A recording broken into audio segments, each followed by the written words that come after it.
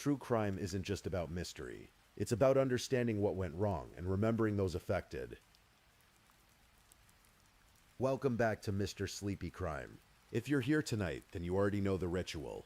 You've dimmed the lights, pulled the covers up close, maybe set a fan running somewhere in the background. You've found that strange, quiet comfort that only comes in the late hours. That liminal place between the waking world and the soft pull of sleep. And you've chosen to let a story carry you there. That's what we do here. We sit together in the dark, and I tell you something true. Something that happened to real people in real places. Something that unfolded slowly and then all at once, the way most things in life tend to do. Before we begin, I'd love for you to leave a comment letting me know where you're tuning in from. And if you're enjoying these stories, don't forget to like this video and subscribe. As always, these stories involve real people and real tragedies. They are shared not for entertainment, but to honor the victims and raise awareness. For the best experience, lower the volume slightly, get comfortable, and let the rain gently carry you into rest. Alright, dim the lights, settle in, and let's begin tonight's first story.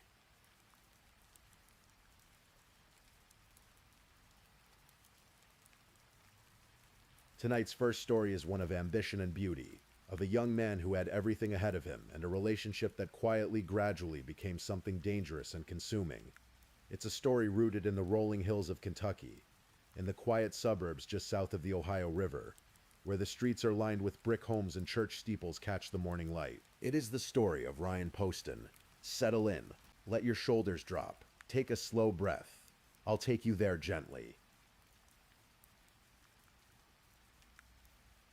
Ryan Carter Poston was born on the 30th of December 1982 in Fort Mitchell, Kentucky, a small, close-knit community nestled in the northern corner of the state, just across the river from Cincinnati, Ohio. He was the eldest child of Lisa Carter and Jay Poston, and he grew up with three younger sisters, Allison, Catherine, and Elizabeth. From an early age, Ryan was the kind of person people noticed, not because he demanded attention, but because he simply drew it naturally. He was bright and warm, curious about the world in a way that made the people around him feel smarter, just for knowing him. He had an easy smile, the kind that reached his eyes, and a genuine interest in ideas that made conversations with him feel like small adventures. His childhood was, in many ways, extraordinary. His family moved internationally during his school years, and Ryan attended the International School of Manila in the Philippines, and later the International School of Geneva in Switzerland. He was the kind of kid who collected experiences rather than things, and those years abroad shaped him into someone with an unusually broad and generous way of seeing the world. When he came home to the United States for college, he attended Indiana University, where he was the sort of student who couldn't just choose one thing to care about. He triple majored in history, geography, and political science, and graduated in 2005. Then he went on to law school at Northern Kentucky University in Highland Heights, earned his Juris Doctor degree, and began building a career as an attorney in Cincinnati. By his late 20s, Ryan Poston was living the kind of life that people look at from the outside and call put together. He had a condo in Highland Heights, Kentucky, a career he was proud of, a wide circle of friends who adored him. His friends would later describe him as someone who was as bright as he was kind, and as principled as he was caring. He had political ambitions too. At least one close friend joked that he'd run Ryan's first campaign for free, and he meant it. Ryan loved chess. He loved guns, legally and responsibly, and kept them carefully in his home. He had an artillery vest hanging next to his neckties in the closet, a detail that his friends found both slightly eccentric and entirely characteristic of him. He was the kind of man who contained multitudes without contradiction. He also, in 2011, met a young woman named Shayna Hubers, and that is where the story turns.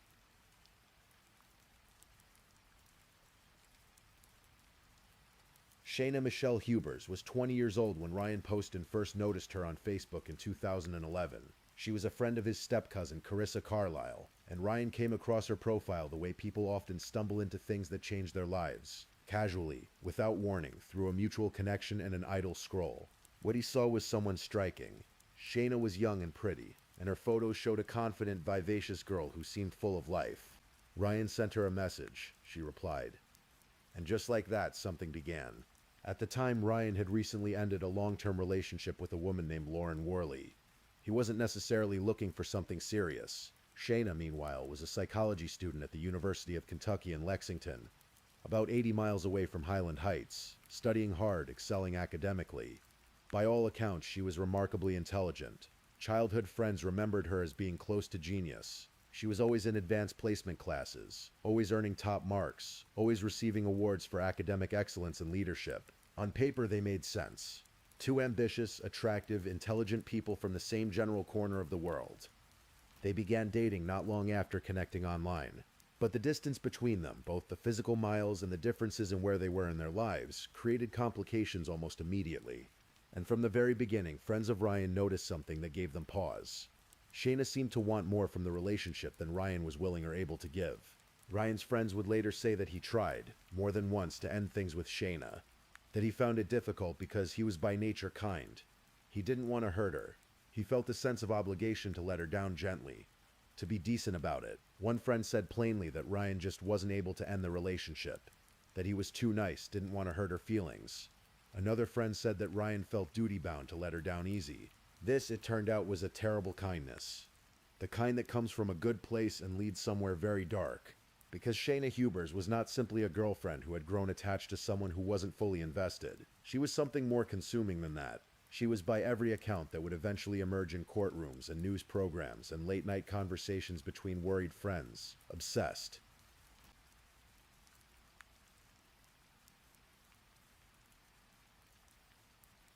Over the course of their 18-month relationship, Ryan and Shayna drifted in and out of each other's lives in a pattern that was never quite stable.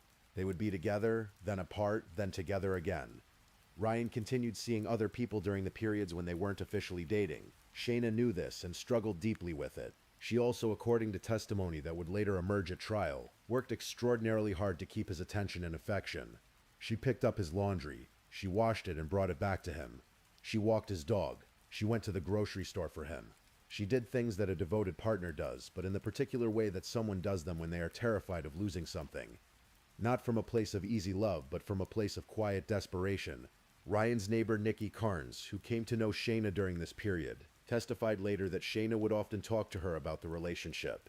She recalled Shayna telling her that Ryan said she needed a nose job, that she needed a facelift, that she needed to lose weight. These were hurtful things, if true, the kind of careless cruelties that erode a person's sense of self over time. And yet Nikki said Shayna also always told her that she loved him. Despite everything, she loved him. It is one of the more heartbreaking threads in this story. The possibility that somewhere beneath the obsession and the volatility, there was something that had once been genuine feeling, and that Shayna Hubers was in over her head in a relationship that had turned corrosive, without her fully understanding how to get out of it. Or perhaps that is too generous. Perhaps what drove Shayna was not love but possession, the refusal to release something she had decided was hers. Both things can feel true at the same time, which is part of what makes human stories like this one so difficult to sit with cleanly. What we do know is that by the autumn of 2012, things between Ryan Poston and Shayna Hubers had reached a breaking point. Ryan was ready to move on with his life. He was 29 years old. He had a future to build, and he had, in the months leading up to October, been speaking with someone new, a woman named Audrey Bolte, who happened to be Miss Ohio 2012. They had met online and had been chatting and texting for months. Ryan liked her. He was looking forward to meeting her in person. The night they had arranged to meet was October 12th, 2012. Ryan never made it.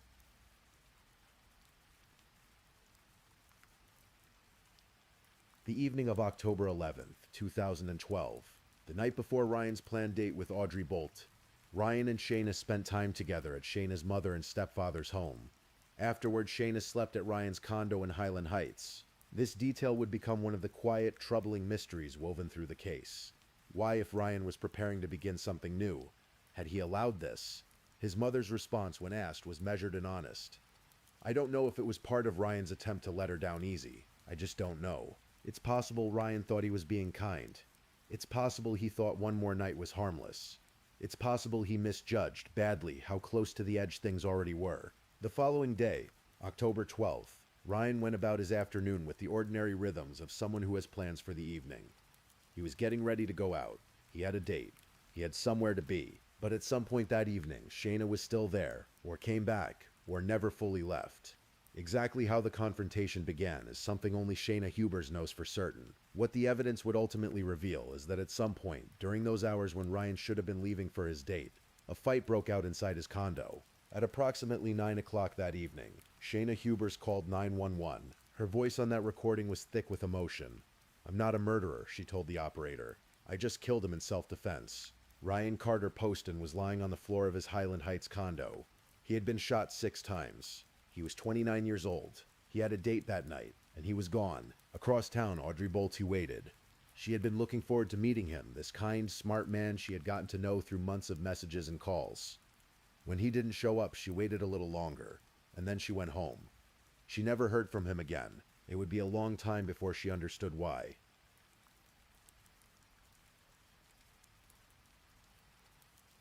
When the police brought Shayna Hubers into the interrogation room at the Highland Heights police station that night, they told her that they were waiting for an attorney to arrive before questioning her. They read her Miranda rights. They explained that they would not ask her questions until counsel was present, and then they left her alone in the room. What followed was captured on video, and it would become some of the most damning footage in the entire case. Shayna Hubers did not stay quiet. She paced, she danced around the room, she sang quietly to herself.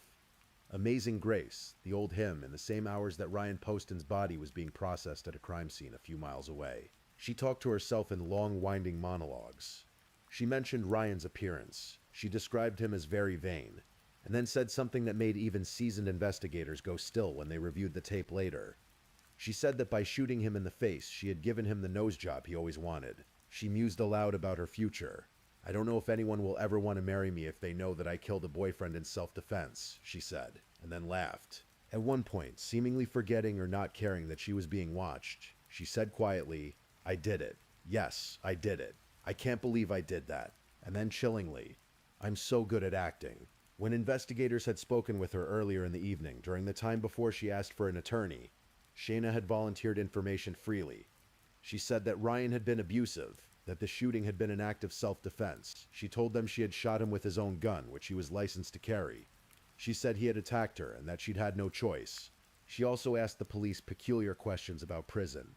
Could she keep her phone? Was there a shower? She had to shower in front of other people. The questions were asked with a kind of wide-eyed curiosity that struck detectives as deeply at odds with the gravity of what had just happened. Shayna Hubers was arrested for the murder of Ryan Poston and held on a bond of $3 million.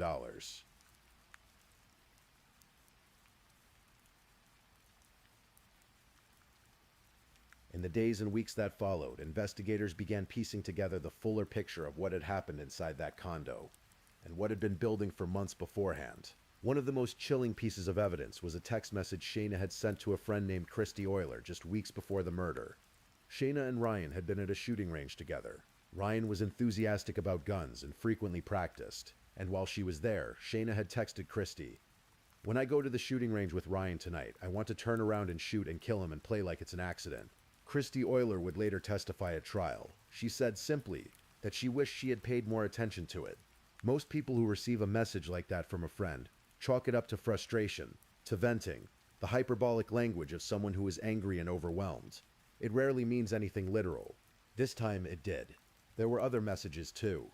Shayna had written to a friend that her love for Ryan had turned to hate, that he was only with her because she made him feel so awful when she cried, that she knew somewhere inside herself that what held them together was not affection but emotional coercion. The prosecution built its case carefully around a simple and devastating narrative. Shayna Hubers had known Ryan Poston was preparing to leave her permanently, and she had decided that if she could not have him, no one would. She had known about his planned date with Audrey Bolte. She had known he was moving on. And on the night of October 12th, when the reality of that future without him had become too immediate to deny, something inside her had broken open. The prosecution would later argue, and the jury would eventually agree, that what happened in that apartment was not self-defense. It was execution. The medical examiner's report showed that Ryan had been shot 6 times. 4 shots came first, then after a pause, 2 more. The final 2 shots were fired into his face. It was that detail, the pause, and then the continuation that the prosecution called the most telling fact of all. A person acting in genuine self-defense does not pause and then resume. A person in fear does not need to fire 2 more rounds into a man who is already down. That is not self-defense. The prosecutor, Michelle Snodgrass, called it plainly what it was, an execution.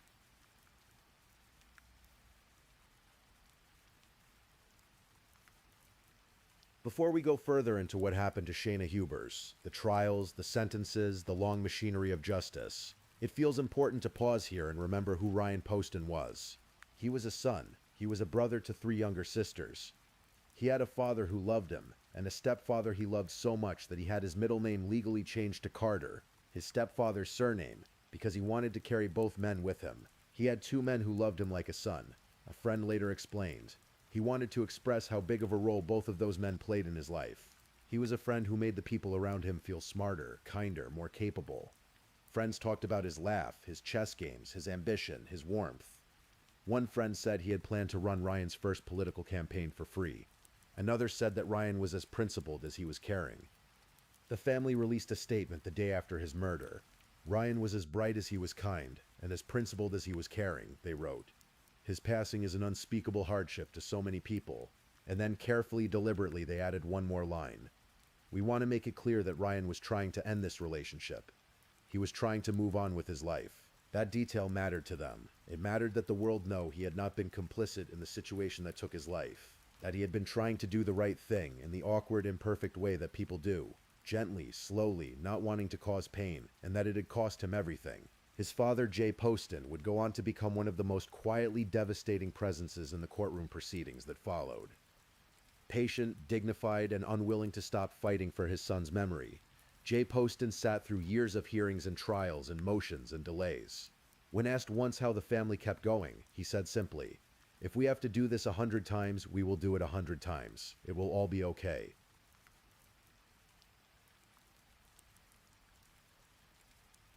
The first trial of Shayna Hubers began in April of 2015, almost 2.5 years after Ryan Poston's death.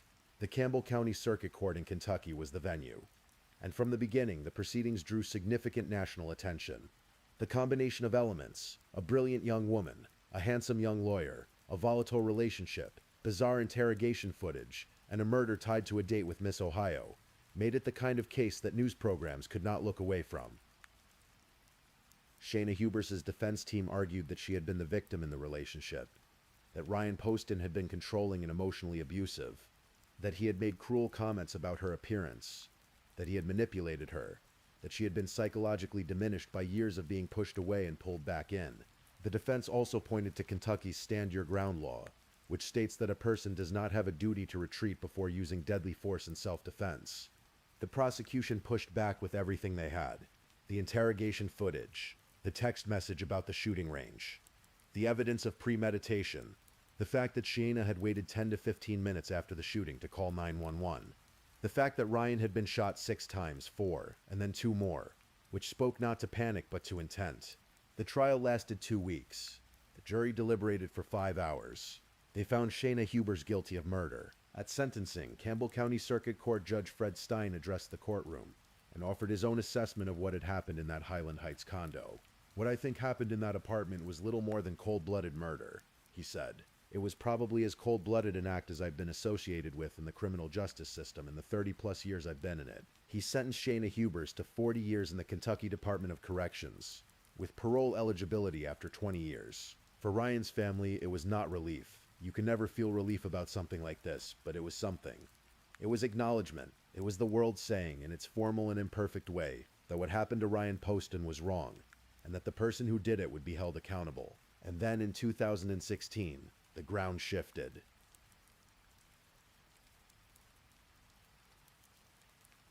Appeals are a standard part of the legal process. After a conviction, defense attorneys almost always look for grounds to challenge the verdict: procedural errors, evidentiary issues, problems with jury selection. It is a process that is meant to protect the innocent, and it sometimes, imperfectly, catches things that went wrong, even in cases where guilt is not in question. In August of 2016, Shayna Hubers' conviction was overturned. The reason was this: one of the jurors who had sat on her trial had concealed a felony conviction. Under Kentucky law, convicted felons are not permitted to serve on juries. This juror had not disclosed the conviction when asked during jury selection, which meant that the jury that found Shayna guilty had been technically improperly constituted. The conviction was overturned. A new trial was ordered. Jay Poston, Ryan's father, received the news the way a person receives a blow they have been bracing for but hoped would never come. He stood in front of cameras and said what he had said before, quietly and without drama: "If we have to do this 100 times, we will do it 100 times. It will all be okay." The strength required to say that to mean it is almost impossible to fathom. A new trial was scheduled, delayed, rescheduled, and delayed again over the next 2 years. Shayna hired new defense attorneys. New legal strategies were developed. The family of Ryan Poston sat and waited and breathed through the years because that was what they had to do. During this period, while awaiting her retrial, Shayna Hubers did something that struck many observers as startling. On June 7th, 2018, she married a fellow inmate, a transgender woman named Unique Taylor, in a 2-minute jailhouse ceremony. Less than a year later, in March of 2019, a judge granted her a divorce.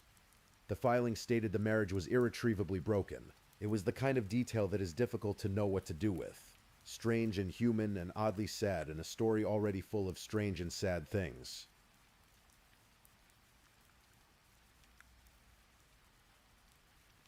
The second trial of Shayna Hubers began on August 8, 2018, nearly 6 years after Ryan Poston's death. This time, Shayna took the stand. Her new defense attorney, David Eldridge, had developed a slightly different approach from the first trial. Rather than relying primarily on a physical self-defense argument, the defense leaned into what Kentucky law calls extreme emotional disturbance, a legal concept that can in some circumstances reduce a murder charge to a lesser offense. The argument was that Shayna had been so psychologically damaged by the relationship, so consumed by grief and fury and years of emotional manipulation, that her judgment had been catastrophically impaired in that final moment. Shayna testified about the relationship in detail, about the intimacy they had shared, about the ways she felt Ryan had treated her, about the push and pull dynamic that had defined their time together. She told the court that she had been hysterically crying during the confrontation that led to the shooting. She maintained, as she had always maintained, that she had been afraid of Ryan, that she had believed he would hurt her, that she had fired to protect herself. The prosecution, led by Michelle Snodgrass, was unmoved. She knew that Ryan Poston had somewhere else that he had to be, and someone else that he was meeting, Snodgrass argued, and she wasn't going to let that happen. It was the prosecution's clearest distillation of what they believed had happened. Not self-defense, not extreme emotional disturbance, but the cold and furious decision of a woman who would rather see a man dead than see him happy without her. The jury deliberated for 5 hours, the same amount of time as the first jury.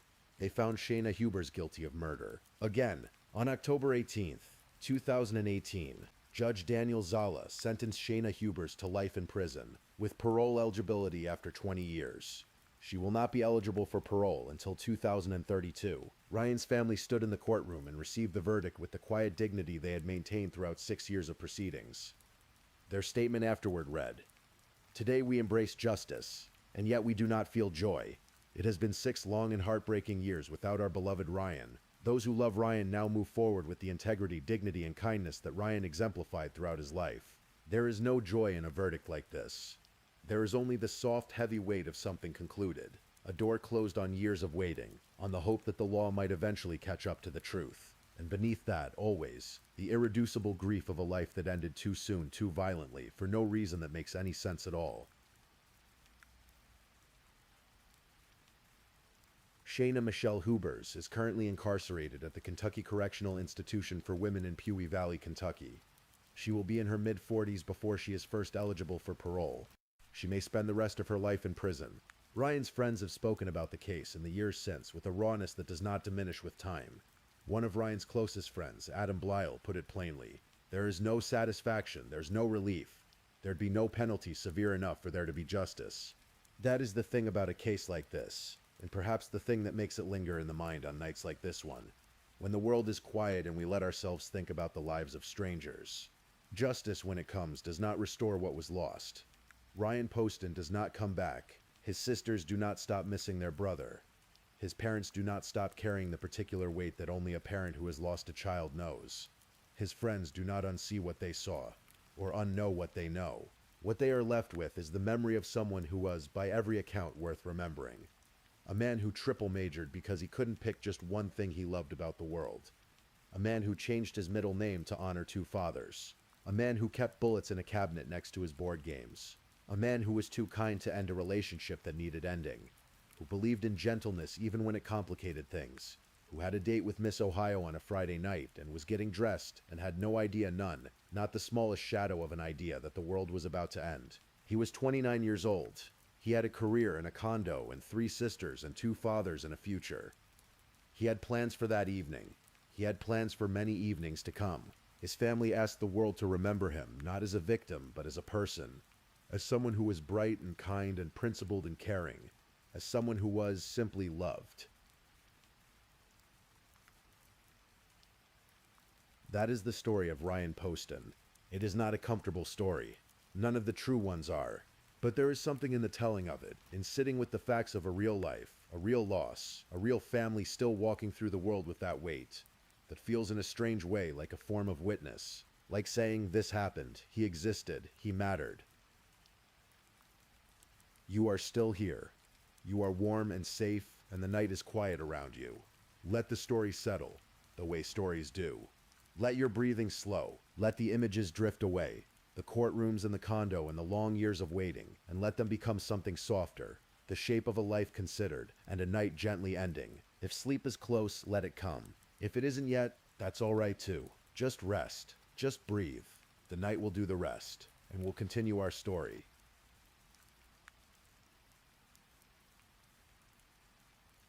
If this is your first time listening to one of our true crime stories, welcome to Mr. Sleepy Crime, where we explore these cases in a calm and respectful way. I also want to take a moment to appreciate my amazing subscribers who've been rocking with me. Thank you so much for your continued support. If you're still awake and listening, don't forget to drop a comment. Let me know where you're tuning in from and the current time in your corner of the world. Or just say something to let me know you're still here. And if you haven't already, be sure to like this video and subscribe so you don't miss our next true crime stories for sleep. Now let's move on to our second story.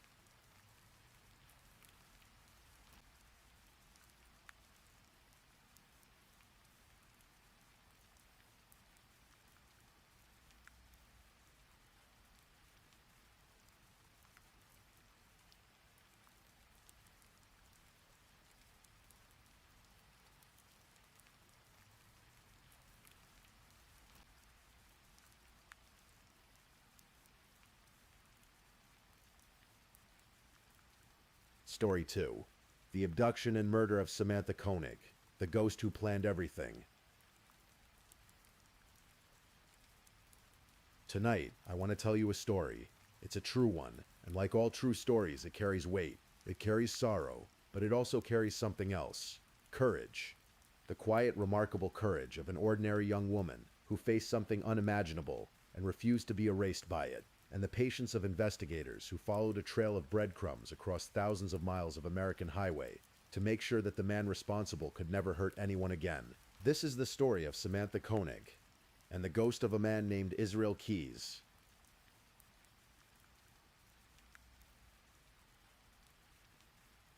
There is something about Alaska in February that is hard to put into words unless you've been there. The darkness is not the same darkness you know. It arrives early, sometimes as early as 3 in the afternoon, and it stays. It wraps itself around the city of Anchorage like a second skin, heavy and absolute. The temperature drops into territory that makes the air feel sharp, almost alive, and the mountains that ring the city, magnificent in summer, disappear into a gray sky that seems to lower itself down toward the earth like a held breath.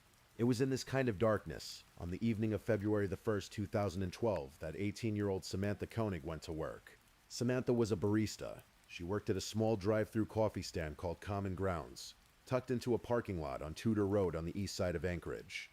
It was a modest little place, the kind of kiosk you'd barely glance at from a car window. A few square feet of counter space, an espresso machine, a tip jar, and a girl in a lime green shirt who smiled at the regulars and knew their orders by heart. Samantha had a life full of the ordinary, beautiful things that 18-year-olds hold. She had a boyfriend who was supposed to pick her up that night after her shift. She had a father, James, who loved her. She had friends, plans, a future that stretched out ahead of her like an open road. Her favorite color was lime green, which is why she wore it to work that day. A long-sleeved shirt bright as spring in the middle of a dark Alaskan winter. She had no reason to think that evening would be different from any other, and that is the cruelest part of what came next.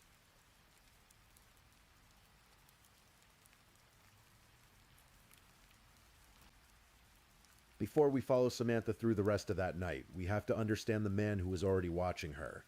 Israel Keyes was 34 years old in the winter of 2012. To nearly everyone who knew him, he was unremarkable. He ran a small construction company. He lived in a house in West Anchorage with his girlfriend and his 10-year-old daughter, whom he apparently loved. He was quiet, organized. He paid his bills. He owned a white pickup truck. But underneath that ordinary surface, something had been growing for a very long time. Keyes had grown up in a large, deeply religious family in rural Utah, and later rural Washington. The exact contours of his childhood are murky. He was guarded about it even when speaking to investigators. But what is clear is that the darkness in him took root early. In the summer of 1997 or 1998, as a teenager, he had stalked a young girl tubing down a river in Oregon, threatened her with a knife, and violently assaulted her. He had originally planned to kill her, as part of what he described as a ritual. He let her go, and then he told investigators, years later, that he had been too timid, that he would not let that happen again. He enlisted in the United States Army in 1998. He served as a specialist, was stationed in the Pacific Northwest, received an honorable discharge. He came home. He built a life. He started a business. He had a daughter. And he kept killing. Over the course of roughly 11 years, Israel Keyes crisscrossed the United States in a way that was almost incomprehensible in its deliberateness. He flew to distant cities. He rented cars under his own name because he knew that his name was not in any law enforcement database. He drove thousands of miles. He committed crimes in places far from Alaska, far from his home, far from anywhere that anyone might connect him to a missing person case. He was meticulous in a way that still makes investigators uneasy when they talk about him. He never picked victims based on a consistent profile. No specific age, no specific gender, no specific race. He picked people based on opportunity, on vulnerability, on the cold, rational calculation that they were available, that they were isolated, that they could be taken. He buried what the FBI would come to call murder kits. Waterproof containers stashed in remote locations across the country, sometimes years before he intended to use them. These kits contained weapons, zip ties, gloves, and other materials. He would fly into a city, rent a car, drive to the location where he'd buried a kit, retrieve it, and then commit a crime, sometimes hundreds of miles from where he'd landed. The FBI believes he killed at least 11 people over the course of his criminal career, possibly more. Before the winter of 2012, not a single law enforcement agency in America had his name on a watch list. Not one. He was, in the truest sense of the word, a ghost.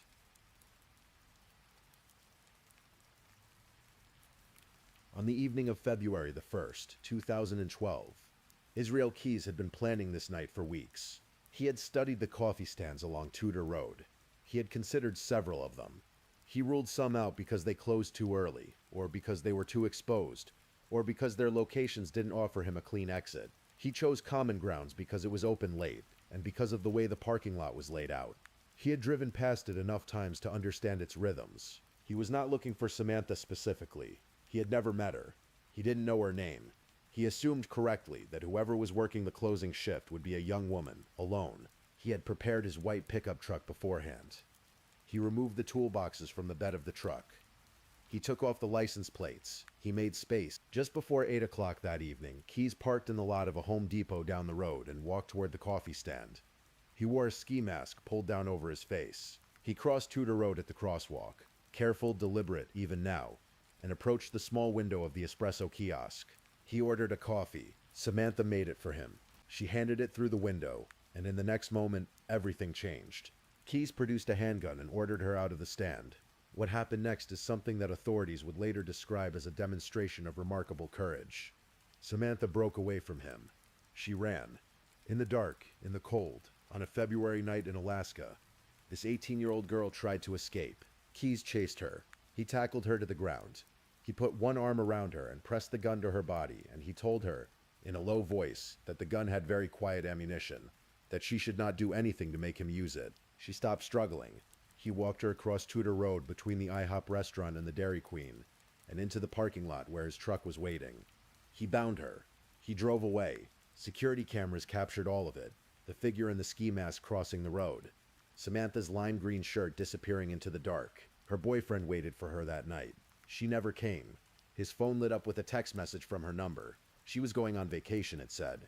She was tired. She needed a break. But her boyfriend knew her. That wasn't her. Something was terribly, terribly wrong. Keyes drove Samantha around Anchorage for a while. He told her, with what can only be described as a kind of business-like calm, that this was a kidnapping for ransom. He explained that her family would raise money. He asked for her debit card information. Samantha told him that she shared a bank account with her boyfriend, and that the card was in their shared truck parked at her house. She told him where she lived. She gave him the PIN number. Later, investigators would note that in doing so, she was not giving in, she was surviving. She was giving him what he wanted to keep herself alive. Keyes drove to her house. He broke into the truck and took the card. While he was there, her boyfriend, who was already worried about her, came outside and confronted him.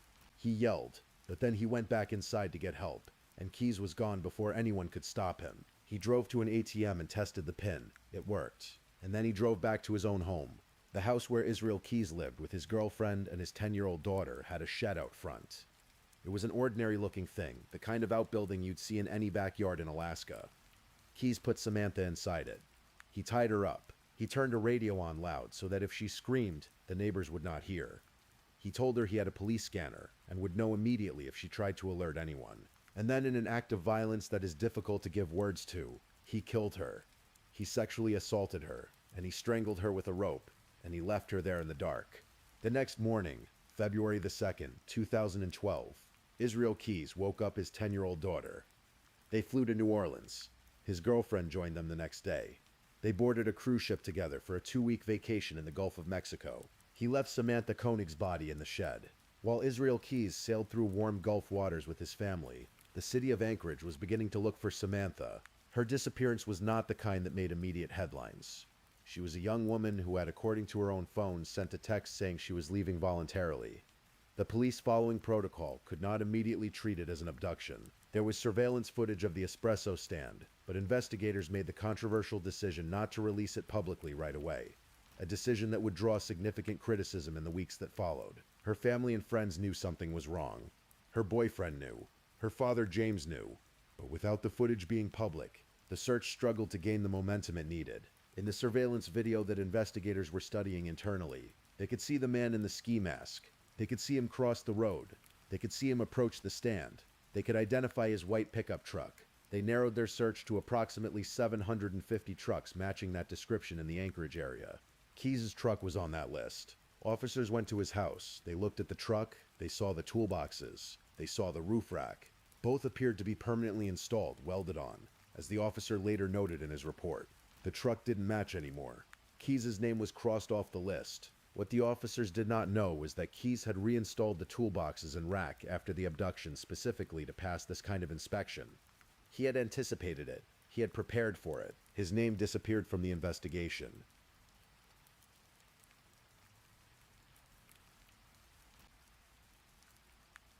On February the 17th, 2012, Israel Keys returned to Anchorage from his cruise. He went to the shed. What he did there is something that exists at the very edges of human comprehension. An act so cold, so calculated, so devoid of anything recognizable as human feeling, that even the investigators who reviewed his confession years later described it as one of the most disturbing things they had encountered in their careers. He staged a photograph. He retrieved Samantha's body from where he had left it. He applied makeup to her face, and with fishing line he sewed her eyelids open. He posed her holding a copy of the Anchorage Daily News, an issue that was 4 days old, to make her appear to be alive. He photographed her. Then he sat down at a typewriter and wrote a ransom note. On February the 24th, he sent a text message from Samantha's phone to her boyfriend. He told him to look for a package in a park. Anchorage police found it, the photograph and the ransom note, demanding $30,000 be deposited into Samantha's bank account. For her family, this was both agony and fragile hope. The photograph looked real enough. Was she alive? Could they still get her back? James Koenig and the community around him raised what they could, $5,000, and deposited it into the account. But Samantha was already gone. Now Keys made the mistake that would end him. He needed the money. He began using Samantha's debit card at ATMs, first in Anchorage, then as he began to travel south. The FBI and the Anchorage Police Department had set up a tracking system on the account. Every withdrawal was logged, geotagged, and relayed to investigators in near real time. The card pinged in Anchorage, then in Arizona, then in New Mexico, then in Texas. Investigators began to understand the shape of what they were looking at. Someone was driving east along Interstate 10, withdrawing small amounts of cash at ATMs as they went. They were able to determine that the person was driving a white Ford Focus, a rental car it turned out, and they circulated a bulletin to law enforcement agencies across the Southwest. Keys, meanwhile, had dismembered Samantha's body in the days before his departure. He drove out to Matanuska Lake, north of Anchorage. He cut a hole in the ice, and he put her in the frozen water. He then flew out of Alaska, picked up the rental car, and began his drive south and east, withdrawing money as he went, seemingly unconcerned. He was nearly 4,000 miles from Anchorage when they found him. The morning of March the 13th, 2012, Lufkin, Texas, a small city in the pine forests of East Texas, far enough from anything that it feels like a place where the world might not quite reach. Corporal Brian Henry of the Texas Highway Patrol and Texas Ranger Stephen Rayburn had been monitoring hotel parking lots for out-of-state rental cars matching the bulletin description. Law enforcement had been watching ATM locations and patterns. They were close. Keys was in the parking lot of a Cotton Patch Cafe, a casual dining restaurant, the kind of place with country cooking and sweet tea. When officers approached his vehicle, he had driven slightly over the speed limit, a minor infraction, but it was enough. During the stop, officers noticed something in the vehicle that changed everything.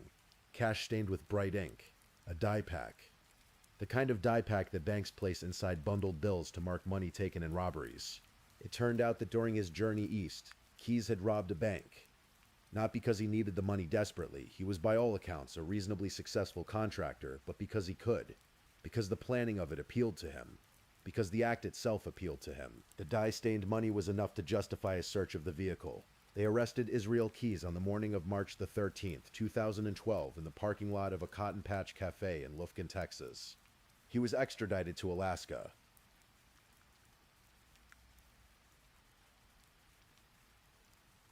Back in Alaska, Keys initially claimed that Samantha's ATM card and her phone had been thrown into his open car window by a stranger. It was a story that collapsed almost immediately under the weight of the evidence against him. He was charged with fraud related to the bank accounts. And then little by little the mask came off. He confessed. He told investigators what had happened on February the 1st. He walked them through the planning, the reconnaissance of the coffee stands, the preparation of the truck, the ski mask, the walk across Tudor Road. He told them about the shed, about the cruise, about the photograph with the fishing line and the newspaper. FBI Special Agent Jolene Goodens sat across from him in interrogation rooms over a period of many months.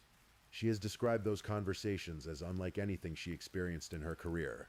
Keys was calm, articulate, at times almost cheerful. He negotiated the terms of his cooperation the way a man might negotiate a business deal. He wanted a specific coffee from Starbucks, a Snickers bar, a particular brand of cigar, and in exchange he would talk. He said he had been killing for over a decade.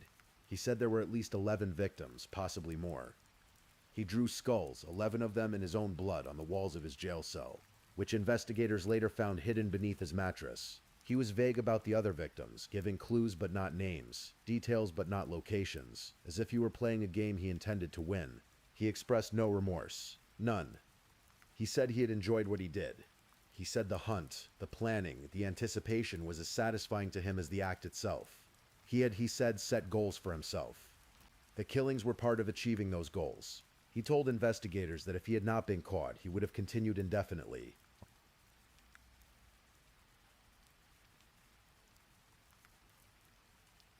On April the 2nd, 2012, FBI dive teams entered Matanuska Lake. The lake sits north of Anchorage, in the flat, wide valley where the Matanuska River meets the lowlands. In early April, the ice was still thick enough in places. The divers wore dry suits and descended into water that was very close to freezing. They found her. Samantha Koenig's remains were recovered by the FBI's Underwater Search and Evidence Response Team. Her family, who had spent 2 months holding on to the terrible possibility that she might still somehow be alive, sustained by a photograph that had been constructed to deceive them, now had the truth. She was gone. She had been gone since February the 2nd. Her father, James Koenig, had been through weeks of public silence from law enforcement, weeks of a disappearance that didn't fully make sense, weeks of depositing money into an account on the chance that it might bring his daughter home. What he received instead was a call telling him that his girl was at the bottom of a frozen lake. There is no way to dress that up. There is no gentle way to say it. It is simply one of the most devastating things a parent can receive. In the weeks and months that followed Keys' arrest, investigators began to understand the full disturbing shape of what they were dealing with. Israel Keys did not fit the profile. That was the first thing everyone said. He was not the loner in a dark apartment covered in newspaper clippings. He was not the drifter with no roots. He had a child he appeared to love. He had a business. He had a community. He went to Alaska's wide open spaces and hiked and fished like thousands of other Alaskans. He had killed, investigators believe, in Washington State, in Vermont, in New York, in Florida, in Alaska. He had buried murder kits in remote locations around the country, containers that the FBI found in places like Adirondack Park in upstate New York, and retrieved them years later when he was ready to use them. He flew into cities, rented cars with cash, drove hundreds of miles, committed crimes, returned the car, and flew home. He never used the same method twice. He never targeted people based on a consistent profile. He actively avoided anything that might create a pattern investigators could follow. The Bill and Lorraine Currier case in Vermont, a middle-aged married couple who disappeared from their home in Essex in June of 2011, illustrated the methodology. Keyes had flown to Chicago, rented a car, driven to Vermont. He broke into their home late at night. He took them both. He killed them both. He drove away. He flew home. The Curriers were not found for over a year, and only then because Keyes himself told investigators where to look. He confessed to the Currier murders during the same months-long series of conversations in which he confessed to Samantha's death. But he told investigators there were others he would not name yet. He implied there were things he was keeping in reserve. He seemed to be savoring the knowledge that he held information no one else had. He said he had been living two lives in parallel: the contractor, the father, the neighbor, and the other thing, the ghost.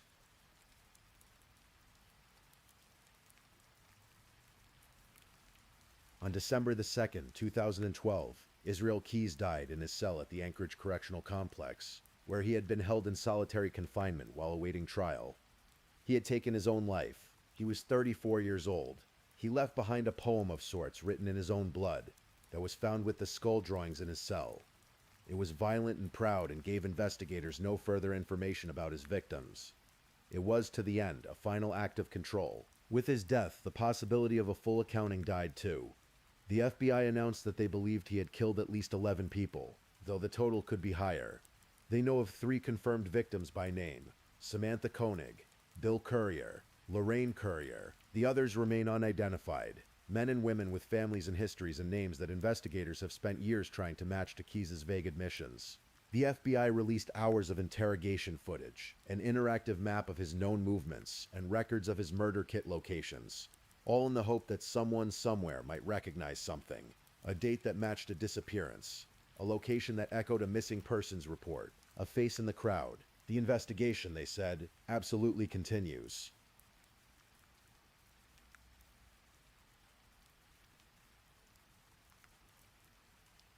I want to take a moment here before we close to come back to Samantha, because in a story like this one, a story that inevitably circles and circles the terrible gravity of the man who did the harm, it becomes easy to lose the person at its center.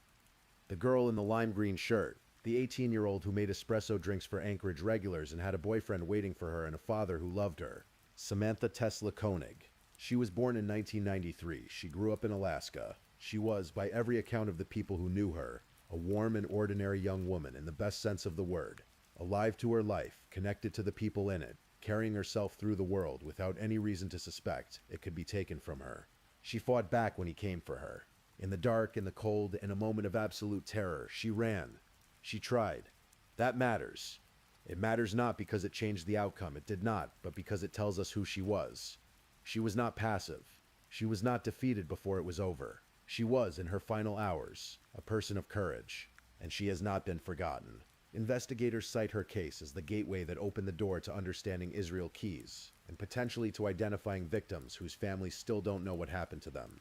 In that sense, Samantha Koenig's story is still unfolding. The FBI team that worked her case has said that they think about her and the others every single day. Her father, James, spoke publicly about his daughter in the aftermath. His grief was quiet and enormous. He wanted people to remember her as she was, not as a name in a true crime case, but as his child. The girl in the lime green shirt. The city of Anchorage is very different in summer. The darkness retreats almost entirely.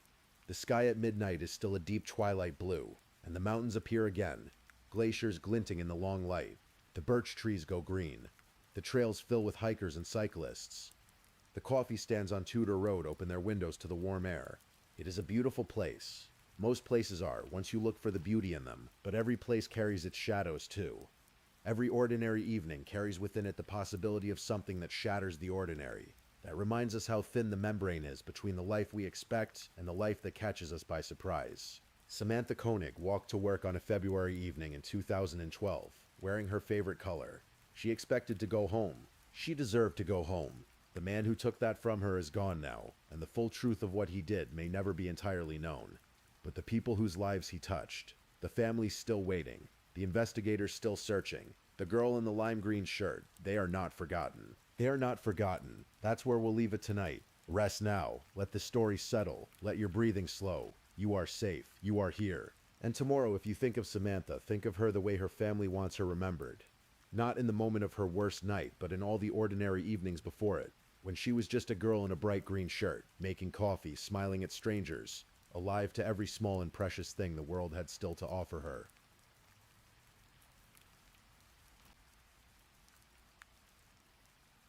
If you're still awake and listening, check whether you've left your little goodnight comment.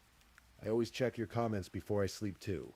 And if you haven't already, don't forget to like this video and subscribe so you don't miss our next true crime stories for sleep.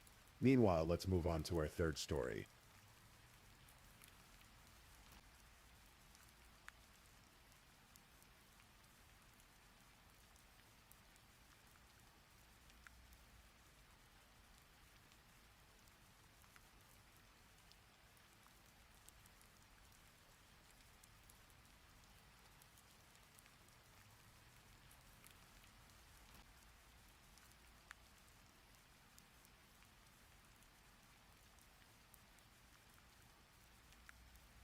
Story 3. The Disappearance of Morgan Martin.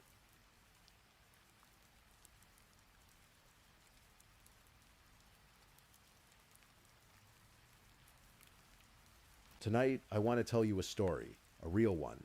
The kind that doesn't begin with thunder or chaos, but with something much more ordinary. A girl, a summer night, and a porch in Florida. The kind of beginning that feels so familiar you almost don't notice it. A young woman stepping outside. A conversation that needed to happen. A night that should have ended with sleep. It didn't. And for the people who loved her, the silence that followed lasted for years. This is the story of Morgan Martin, a 17-year-old girl from St. Petersburg, Florida, who walked outside her front door in the early hours of a July morning in 2012 and never came back in. This is a story about a mother's grief, about a cold case that was cracked open years later by a new team of detectives armed with patience and technology. About a man who lied for a decade, then admitted the truth, then led investigators to an empty field in Alabama and offered no more answers. And it is a story about a girl who only wanted, more than anything else in the world, to be a mother. St. Petersburg, Florida is the kind of city that glows at night. Situated along the western shore of Tampa Bay, it catches the light of the Gulf of Mexico and holds it. In the summer, the air is thick and warm and smells of salt and grass and rain that hasn't fallen yet. The neighborhoods near the water are a mix of the quiet and the busy streets where families have lived for generations, where kids ride bikes past chain-link fences, where every front porch tells its own small story. Morgan Kiana Martin grew up in one of those neighborhoods. She was 17 years old in the summer of 2012. By the accounts of nearly everyone who knew her, she was warm in the way that some people just naturally are. The kind of person who didn't look for the bad in others, who smiled at strangers, who lit up a room not because she was trying to, but because she couldn't help it. Her mother, Leah Martin, described her daughter as someone who simply could not find wrong in anybody. She was a fun kid, Leah would say later. She liked everybody. Morgan had dark hair and brown eyes and a dog bite scar on the left side of her chin, a small permanent mark that her family knew well. She had a job at a Checkers restaurant. She was active on social media in the way teenagers are, posting and commenting and staying connected to the world through her phone at all hours. But the thing that people closest to Morgan always came back to, the thing that defined her, that made her different from so many girls her age, was how much she wanted to be a mother. It sounds simple, but it was something deeper than that. Other girls her age dreamed of careers, of college, of travel. Morgan dreamed of a baby, of holding someone small and entirely hers, of being the kind of mother she clearly believed she had the heart to be. She talked about it. She planned for it. When she found out she was pregnant at the beginning of 2012, at just 16 years old, her family worried. 17 is young. The circumstances were complicated, but Morgan herself was not afraid. She was 4 months along by July. She was going to have a girl. She had already chosen a name, Jayla Raquel. She had already fallen in love with someone she hadn't met yet. The father of her baby was a man named Jacob E. Rashad Flowers. He was 24 years old. She was 16 when they became involved. A gap in age that would later become deeply significant.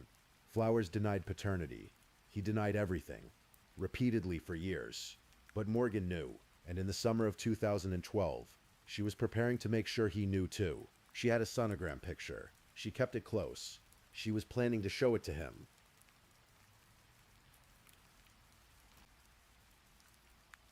July 25th, 2012. A Wednesday morning, technically, since it was well past midnight. Morgan was at home with her family on 17th Avenue South in St. Petersburg. The house was quiet. It was after midnight, sometime around 12:20 in the morning, when Morgan told her sister she was going outside. She had to talk to someone. The father of her baby, Jacob Flowers, was outside, reportedly sitting in an armchair on or near the front of her residence. The two of them spoke. We don't know exactly what was said.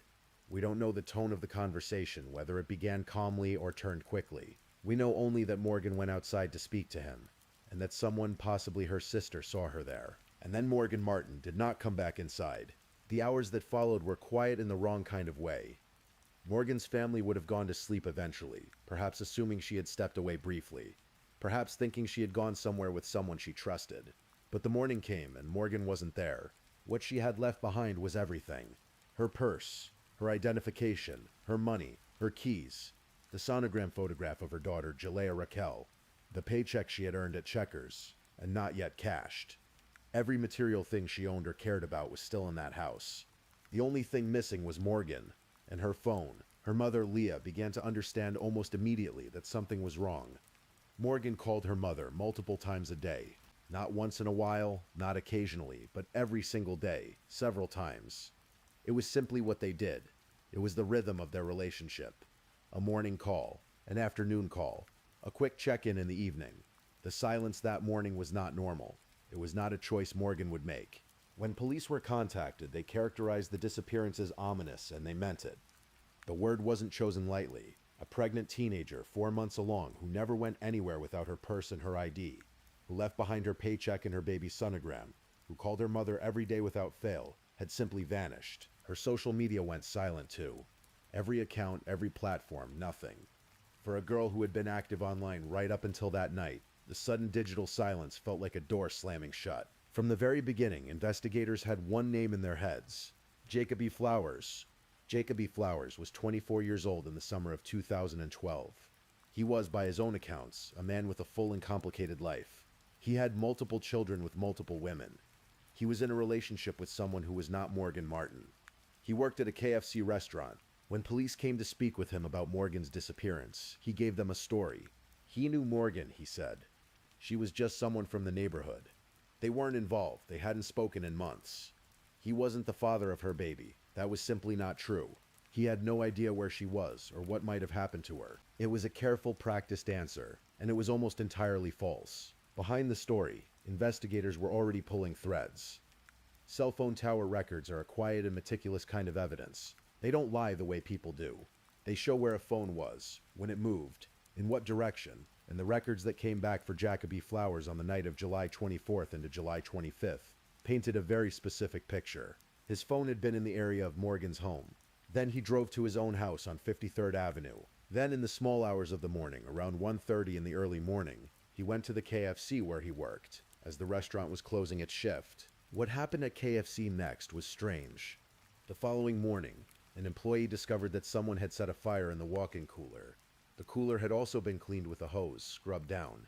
Surveillance footage from inside the restaurant captured smoke visible at around 2:33 in the morning. Flowers himself appeared on the camera at 2:49. Whatever had happened in that cooler, someone had tried to eliminate it. Flowers then drove to visit the mother of 2 of his other children around 3:30 in the morning before returning to the area near the KFC.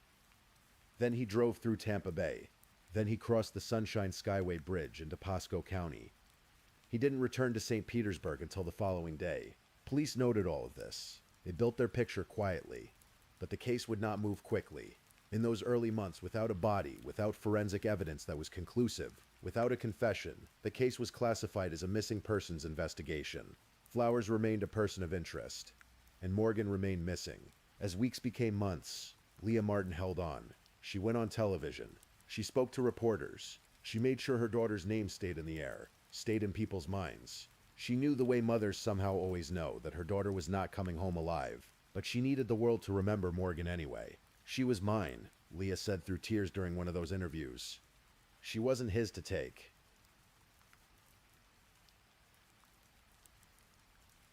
The seasons changed. 2012 became 2013. Then 14. Then 15. Morgan's case moved from active investigation to the place where so many cases go when evidence doesn't arrive fast enough and witnesses don't talk and the trail grows faint, a cold case file. The St. Petersburg Police Department didn't abandon the investigation entirely. It never truly went away. But without new developments, there was only so much that could be done. The file grew thinner, the intervals between updates grew longer, and Leah Martin kept calling to check in. To ask, to remind anyone who would listen that her daughter was still out there somewhere, still unaccounted for, still belonging to a family that had never stopped looking. In 2015, something changed. The St. Petersburg Police Department formed a dedicated cold case unit. They looked at the backlog, some 212 possible unsolved murder cases waiting for fresh eyes and modern tools. Morgan's case was one of the first they chose to reopen. Detectives Jim Culberson and Amanda Newton took the lead. They began again from the beginning, reading everything, interviewing old witnesses, finding new ones. They traveled across Florida and into Alabama following threads that had previously led nowhere. They brought in the FBI's Behavioral Analysis Unit from Quantico, Virginia. They brought in computer analysts and video specialists. They combed through digital records that hadn't existed or hadn't been pulled years before. The case file that had once fit in a single envelope began to grow. Detective Newton would later speak about what it felt like to sit across from Leah Martin during those months of renewed investigation. "It's so hard not to stand there and cry with them," she said. "I feel like part of their family." The new technology made the difference. Cell phone data that had been harder to fully analyze in 2012 was now far more sophisticated to process. New witness statements emerged. People who perhaps hadn't spoken before, who now felt safer, or who had seen things they hadn't fully understood until detectives explained what they were looking for. Most critically, investigators examined the text messages. Between Morgan and Flowers, there were messages that spoke directly to her pregnancy. They showed a young woman trying to navigate an impossible situation, pregnant by a man who wanted nothing to do with the child, threatened by circumstances that could expose him. The messages revealed a relationship that was not what Flowers had described to police. They revealed communication. They revealed tension. They revealed a motive. Because what investigators came to believe was this: Jacob E. Flowers had two very serious problems with Morgan Martin's pregnancy. First, he already had children with other women and was in a relationship. A new baby, one that would become public, one that would require paternity acknowledgement, would shatter the life he had constructed. Second, and more dangerous for him, Morgan was a minor. She had been 16 when their relationship began. The pregnancy itself was evidence of statutory rape. If Morgan went to authorities and reported him, he would not just face the complications of child support and public embarrassment. He would face criminal charges. Morgan, facing a man who was denying everything, had told him what she would do if he didn't acknowledge the baby and provide support. She would report him. According to investigators, it was that threat, that she would report him for statutory rape, that became the unbearable pressure. The thing that tipped the scale. Flowers, they believed, had planned what happened on the night of July 25th.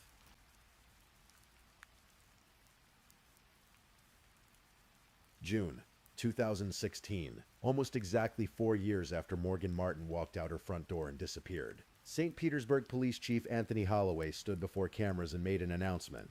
A grand jury had indicted Jacob E. Flowers for the first-degree murder of Morgan Martin. It was a moment Leah Martin had been waiting for without knowing how long she would have to wait. The indictment did not bring her daughter back. It did not tell her where Morgan was. It did not answer the questions that had eaten at her for 4 years. But it meant that someone was finally going to be held accountable. "She won't be coming home," Leah said after the announcement. "So that's a little rough. But it's good to know that somebody's going to be held accountable." Chief Holloway stated plainly that Flowers had planned the murder, that he had duped Morgan into meeting him that night. Knowing what he intended to do. Asked why, Holloway kept it brief. "He knew that she was pregnant," he said. "That's all I can say at this time." There was a legal complication, however, one that added its own layer of heartbreak to the case. Florida law at the time of Morgan's disappearance only permitted murder charges for an unborn child if the fetus was capable of surviving outside the womb. At 4 months of pregnancy, Jalal Raquel did not meet that threshold. Flowers could be charged with 1 murder, not 2. The law could not account for the small life that had been taken along with Morgan's. Flowers, who was already in state custody on an unrelated charge of fleeing and eluding a law enforcement officer, pleaded not guilty. He maintained his innocence. His attorney said little on his behalf. And then the waiting began again. Legal proceedings move slowly. Cases get delayed, continued, rescheduled. Years passed. 2017, 2018, 2019. Through it all, Leah Martin waited. Investigators continued their work. and Jacob E. Flowers, sitting in prison on his unrelated charges and then held on the murder indictments, said nothing.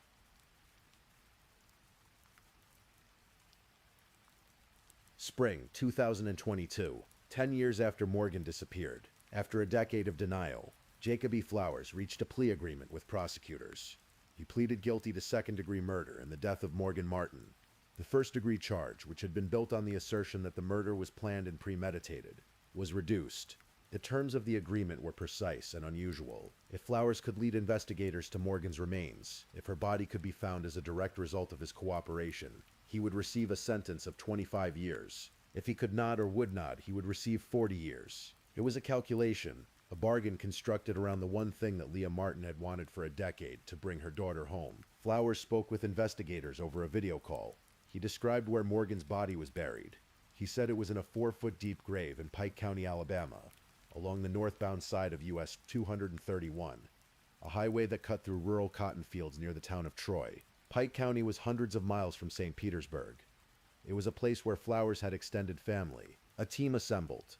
The Pike County Sheriff's Office coordinated with St. Petersburg investigators. They brought cadaver dogs, trained animals that can detect the scent of human remains even years after burial. They brought ground-penetrating radar. They brought a backhoe to dig more than 4 feet deep.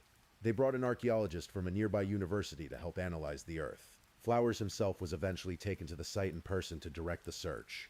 They dug, they searched, they worked for days, and they found nothing. Not a trace, not a fragment, not a sign that Morgan Martin had ever been in that red Alabama clay. Leah Martin, when she heard, was not surprised.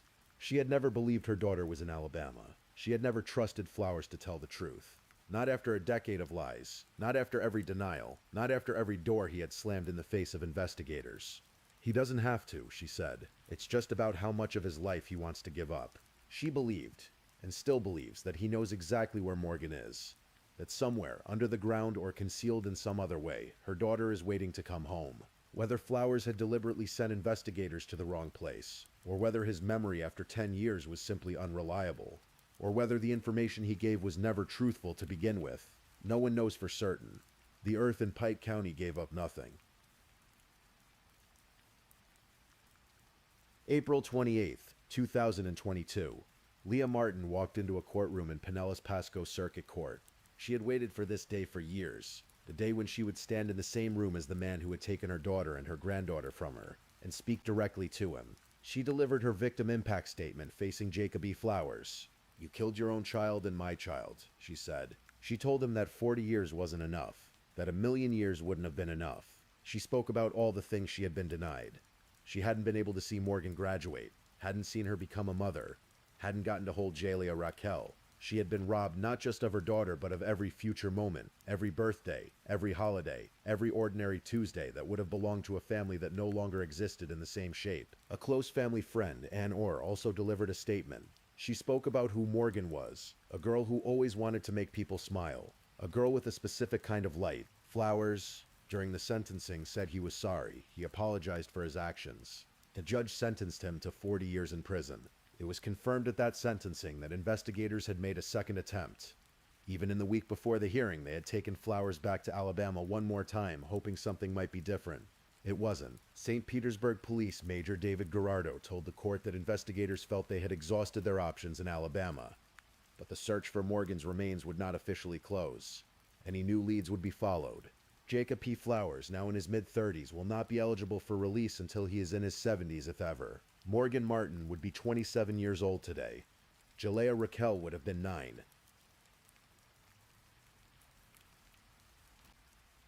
There is a particular kind of grief that comes with a case like Morgan's. It is different from the grief of loss, where a body is recovered, where a burial takes place, where there is a physical place to go and mourn. It is the grief of the open door, of not knowing. Leah Martin has lived inside that grief for more than a decade. She has spoken about her daughter with a consistency that is itself a form of love. Every interview, every anniversary, every time a reporter called, she answered. She made sure people knew who Morgan was. Not just that she was missing, not just that she was dead, but who she was. A girl who liked everybody. A girl who wanted nothing more complicated than to be a mom. That's all Morgan wanted to be, was a mom, Leah said. Kids want to grow up and be nurses and doctors. No, she wanted to be a mom. She really did. And she would have been.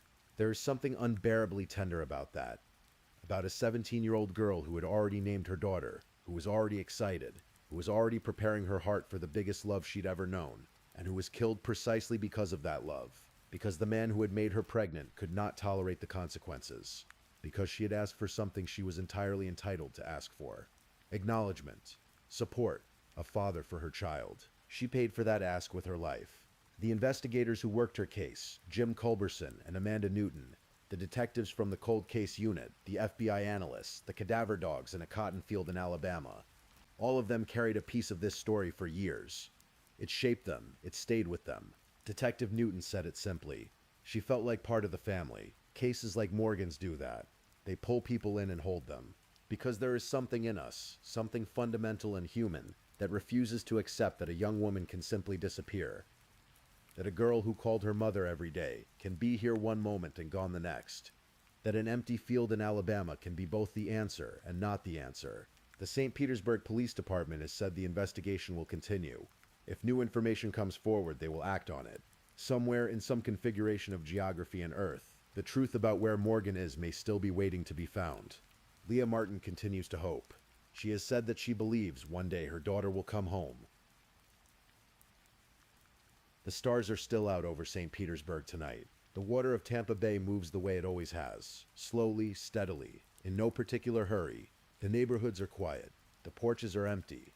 The summer air hangs warm and still, the way it does in a Florida July. Morgan Martin was 17 years old when she stepped outside and was taken from the world. She was a girl with a scar on her chin and fuzzy pink slippers, and a sonogram picture she kept close to her. She was someone's daughter. She was going to be someone's mother. She has not been forgotten, and tonight we carry her name a little further, into the quiet, into the dark, into the space between waking and sleeping, where stories live. Let your breath slow down now. Let your body sink a little deeper into wherever you are resting. Please, I'm just putting it out there. If you're still awake and listening, drop a comment. Let me know where you're tuning in from, the time in your part of the world, or just say something to let me know you're still with me. And of course, if you haven't already, like this video and subscribe so you don't miss the next true crime story for sleep. Now, let's move on to our fourth story.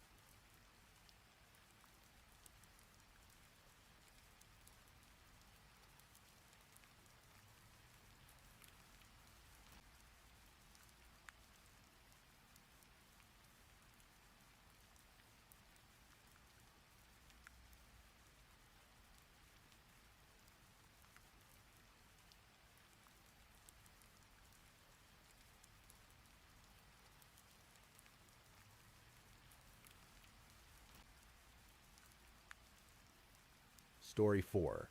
The Murder of Shannon Stafford.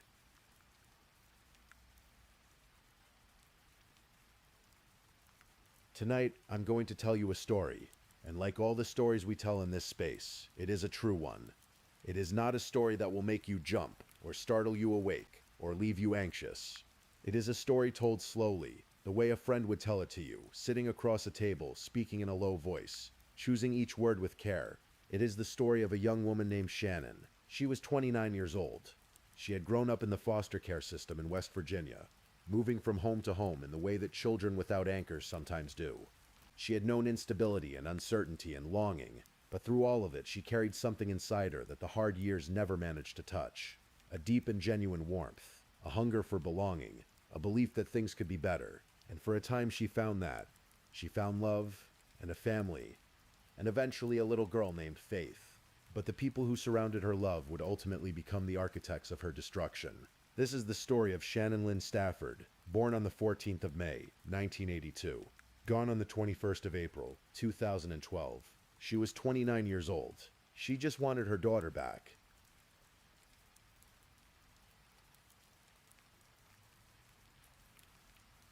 Before we get to the parking lot, before we get to the gun, before we get to the moment that changed everything, we have to go back to the beginning.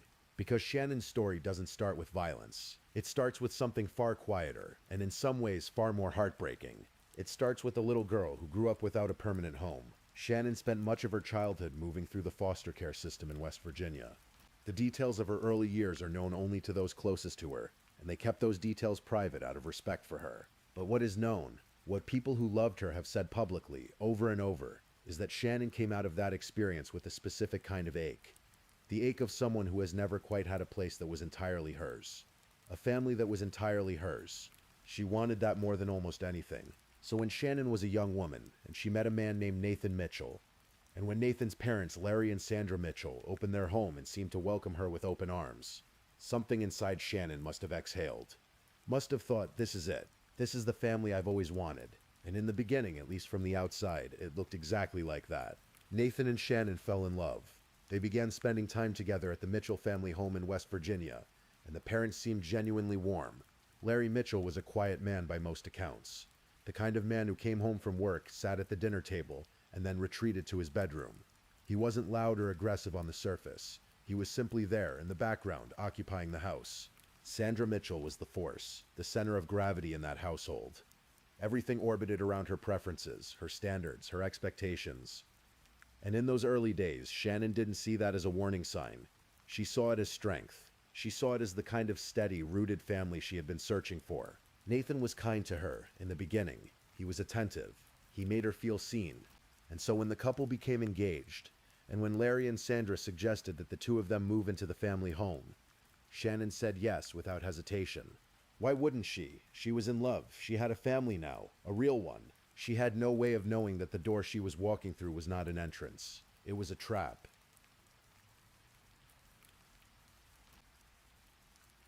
The shift was gradual, as it always is. At first, the expectations seemed reasonable. Sandra liked things done a certain way around the house. The laundry folded just so. The dishes washed immediately after eating. The floors clean. The surfaces clear. These were the standards of a woman who ran her home with precision.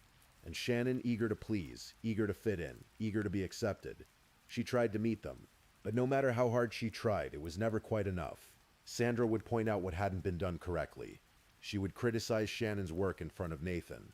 She would make comments, small, sharp ones, about Shannon's shortcomings as a housekeeper, as a partner, as a woman. And instead of defending his fiancée, Nathan would agree with his mother. He would nod or add his own criticism or simply say nothing, which, when you are the person being criticized and the person you love is in the room, amounts to the same thing. Shannon found herself isolated slowly, incrementally, in the way that people in controlling environments often are. Sandra and Larry monitored where she went and when she returned. They managed her time, her space, her relationships. And her family, her foster parents, her foster siblings, the people who had known her before, began to slip out of reach. Not because Shannon wanted to lose them, but because every time she tried to maintain that connection, she encountered resistance. Resistance from Sandra.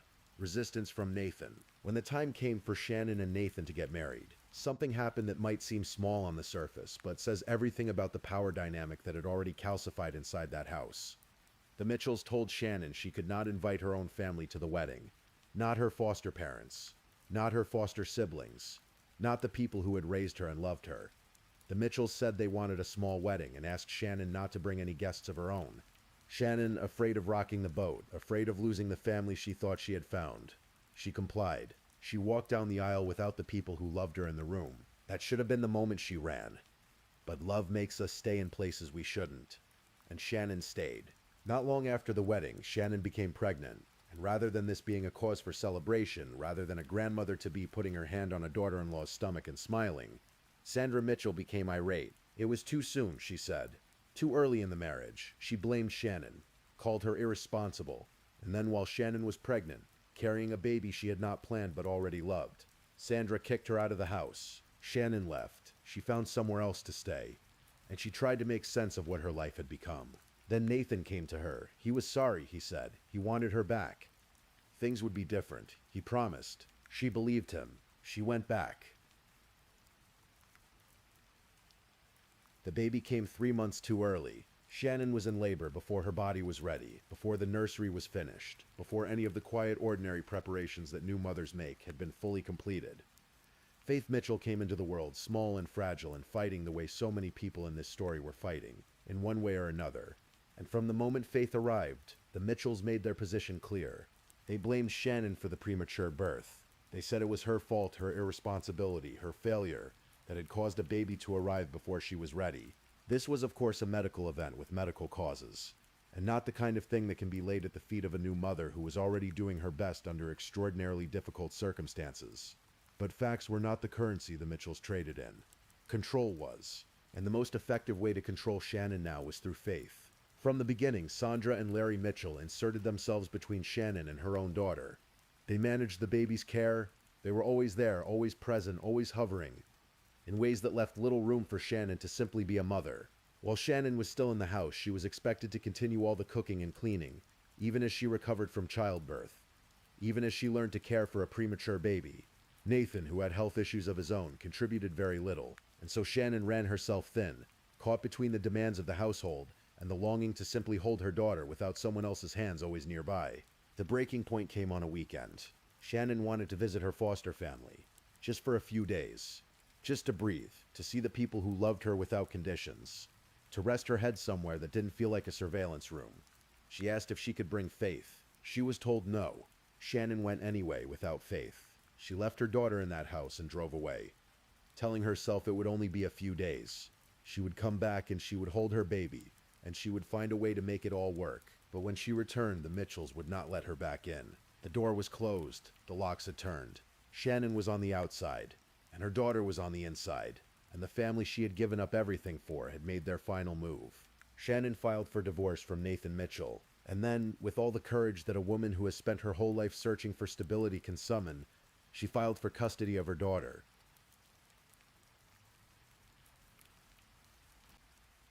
What followed was the kind of custody battle that grinds people down, the kind that fills up months and years with court dates and paperwork and allegations and hearings, where the law moves like water through stone, slowly, inevitably, but so slowly that the waiting feels like a punishment in itself. The Mitchells were determined. Sandra and Nathan put forward a unified position. Shannon was an unfit mother. They made claims about her behavior, her lifestyle, her character. They said Faith had come home from visits with Shannon with bruises and diaper rash. They painted a picture of a woman who could not be trusted with her own child. Hundreds of people who had known Shannon for years, who had grown up with her, who had watched her move through the world, said those claims were simply not true. Not remotely. Friends described her as warm and devoted. People who had watched her with Faith said the child was loved. The court-appointed guardian for Faith, a woman named Judy Sawyer, would later say in her own report that Shannon was not the person the Mitchells claimed she was. But the court process is slow, and while it moved, Shannon's access to her daughter was restricted to supervised visits, short, monitored meetings in public places, hours instead of days. Not enough time to be a mother, only enough time to be a visitor in her daughter's life. Shannon took those visits. She showed up every single time. She held Faith and read to her and loved her in whatever space she was given, and then she went home and waited for the next one. Meanwhile, the Mitchells filed complaint after complaint. They manufactured obstacles. They testified. They had resources and a shared roof and a shared purpose, and Shannon was fighting them largely alone, from a distance, from a position of disadvantage that she had not created but could not escape. And yet, and here's the part that matters, the court was starting to see through it. Family court officials in Harrison County examined the evidence. They looked at the allegations. They looked at Shannon, and they did not find what the Mitchells had described. They found a mother who showed up, a mother who loved her child, a mother who had been placed in an impossible position and had navigated it with more grace than most people could have managed. The court began to give Shannon more time with Faith, and then just 3 days before the 21st of April, 2012, a judge made it official. Shannon Lynn Stafford was to be granted unsupervised, overnight visits with her daughter. She had won.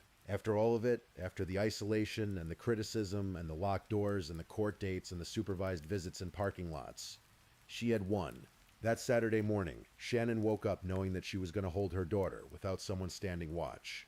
She was going to have Faith all to herself, in their own space, for the very first time. She had no idea that across town her father-in-law already knew what the court had decided, and that he had decided something of his own.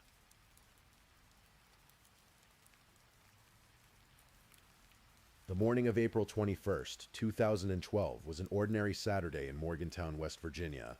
People were going about their weekends, errands to run, coffee to drink, the slow, unhurried pace of a day with no particular urgency. The Walmart on Hornbeck Road, on Greengage Road in Morgantown, was already drawing its early customers. Carts wheeled across asphalt, engines turned over. The sky above the parking lot was wide and indifferent. Shannon had her boyfriend, Nick Helms, with her that morning. They had driven to the Walmart together, and Nick had dropped off at the tire center, a brief errand, just a few minutes. Shannon pulled around to the front of the store. She parked. She waited. She was waiting to receive her daughter. Nathan Mitchell was supposed to bring Faith to this location. This was the arrangement. This was the exchange point. A public place, a neutral space. The kind of location that custody arrangements often designate, so that the handoff feels manageable for everyone involved. Shannon sat in her truck and waited. She didn't know that Larry Mitchell had driven to Morgantown that morning with a 9mm handgun. She didn't know that he had purchased that gun approximately 1 month earlier. She didn't know that Larry Mitchell, the quiet man who came home and went to his room, the grandfather who sat in the background, the man who had told the court he loved Faith like an angel loves its charge, had decided that Shannon Stafford could not be allowed to take her daughter home. She didn't know that he was already in that parking lot. She didn't know any of it. She was just a mother, sitting in a truck, waiting for her little girl. Larry Mitchell crossed the parking lot toward Shannon's vehicle. He had a loaded gun. He opened fire while Shannon was still seated inside the truck. The first shots tore through metal and glass in the ordinary quiet of a Saturday morning, in a way that made everyone nearby freeze and then scatter. Inside the Walmart, people heard the noise and didn't understand it yet. A woman named Cherie Johnson would later tell reporters that the store went into lockdown, that someone was saying there was a man in the parking lot with a gun, and nobody was allowed in or out. Shannon got out of the truck. She was trying to get away. She was running or trying to run across the asphalt of that parking lot, and Larry Mitchell followed her and kept firing. He fired 13 rounds total, 13 shots from a 9mm handgun into a 29-year-old woman who had done nothing wrong, who had fought for a year to see her daughter, who had won that fight just 3 days before, who was sitting in a parking lot waiting to finally bring her child home. Shannon collapsed, and then Larry Mitchell turned and walked back toward his truck. He did not rush. He did not run. He walked. And nearby, according to witnesses, Nathan Mitchell was in that parking lot too. He had brought their daughter Faith to the exchange location, and according to the people who were there, with Shannon's body on the ground and the police not yet arrived, Nathan walked Faith back and forth, perhaps 10 or 15 yards from where her mother had fallen. Not holding her close, not shielding her, just walking her around, witnesses said, in full view of everything. The details of that moment are almost too painful to sit with, but the people of Morgantown sat with it, because before the police arrived, before anyone in authority had a chance to respond, ordinary people, strangers, customers who had come to that Walmart on a Saturday morning to do their shopping, those people surrounded Larry Mitchell. They surrounded him and held him there. They would not let him leave. The police chief would later say, and I want you to hear this clearly, this is one of those cases where who knows where we'd be right now had they not done that. Regular people, acting together, holding a killer in place so that he could not walk away. Shannon was pronounced dead at the scene. Her daughter Faith was 2 years old.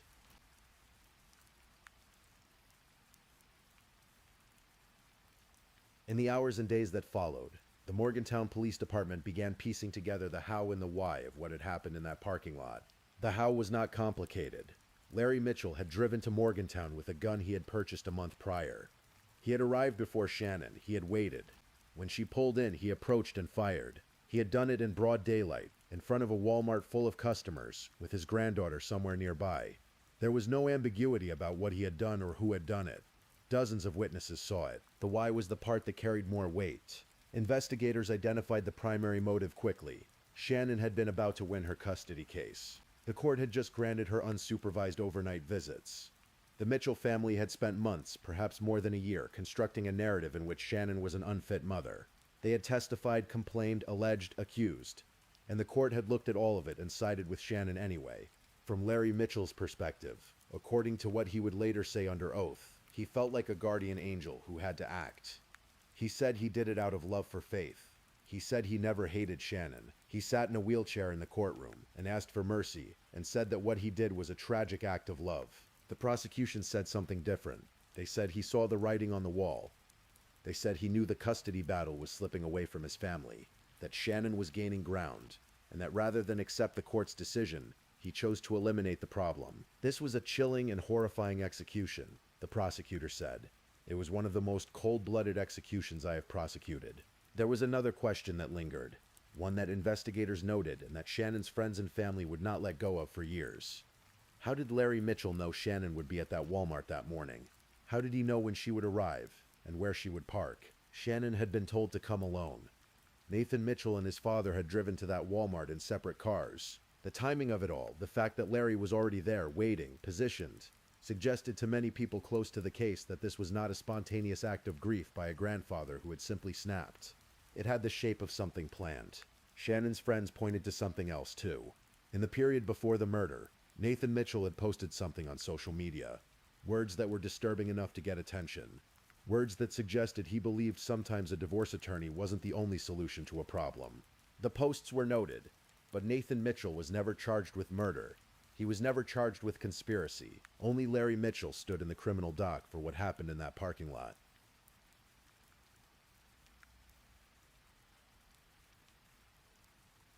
Larry Mitchell entered a plea of not guilty in the immediate aftermath of the shooting. He was held at the Doddridge Regional Jail while the case moved through the system. Back in Harrison County, back in Monongalia County, back in the courtrooms where Shannon had spent so many hours fighting for her daughter, the legal machinery turned. And then, in December of 2012, 8 months after Shannon was killed, Larry Mitchell changed his plea. He stood before Circuit Judge Philip Gajut in Monongalia County and admitted to driving to Morgantown on April 21st with a 9mm handgun and firing 13 rounds into Shannon Stafford as she sat in her truck waiting for her daughter. He admitted it. He said it out loud in a court of law in front of Shannon's family and friends.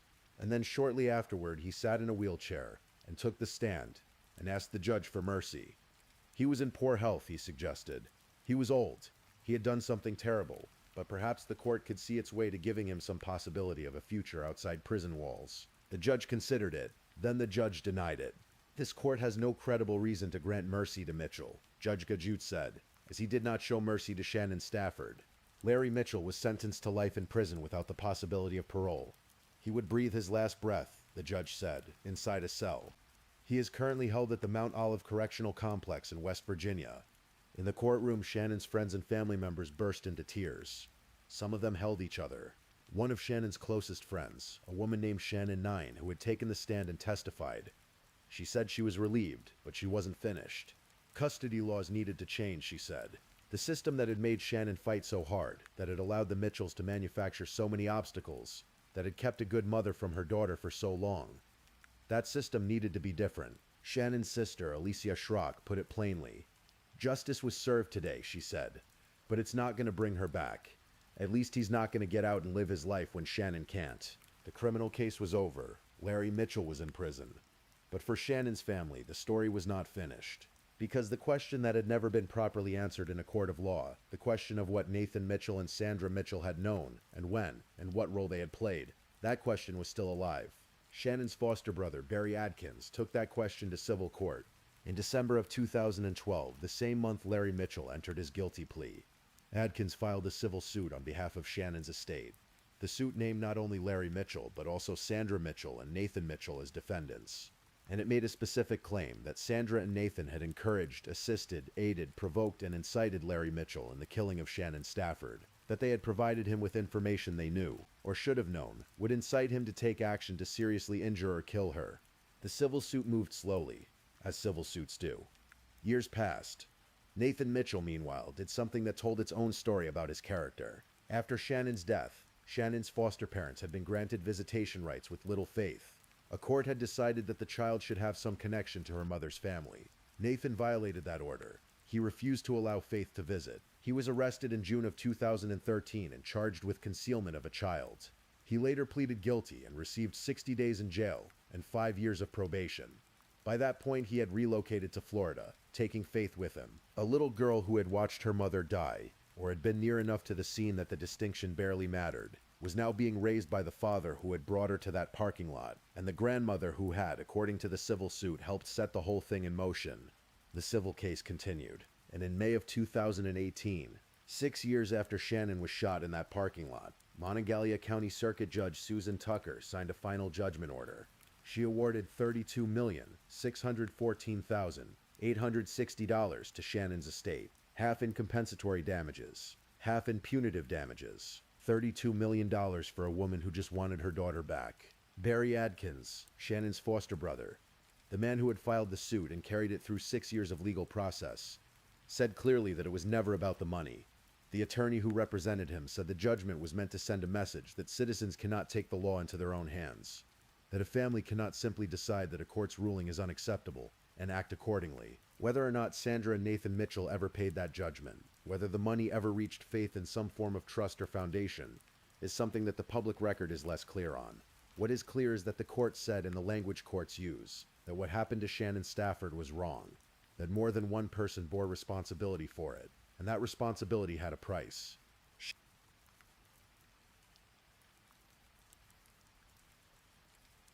Shannon Lynn Stafford was born on the 14th of May, 1982, in West Virginia. She grew up moving through homes that weren't permanently hers.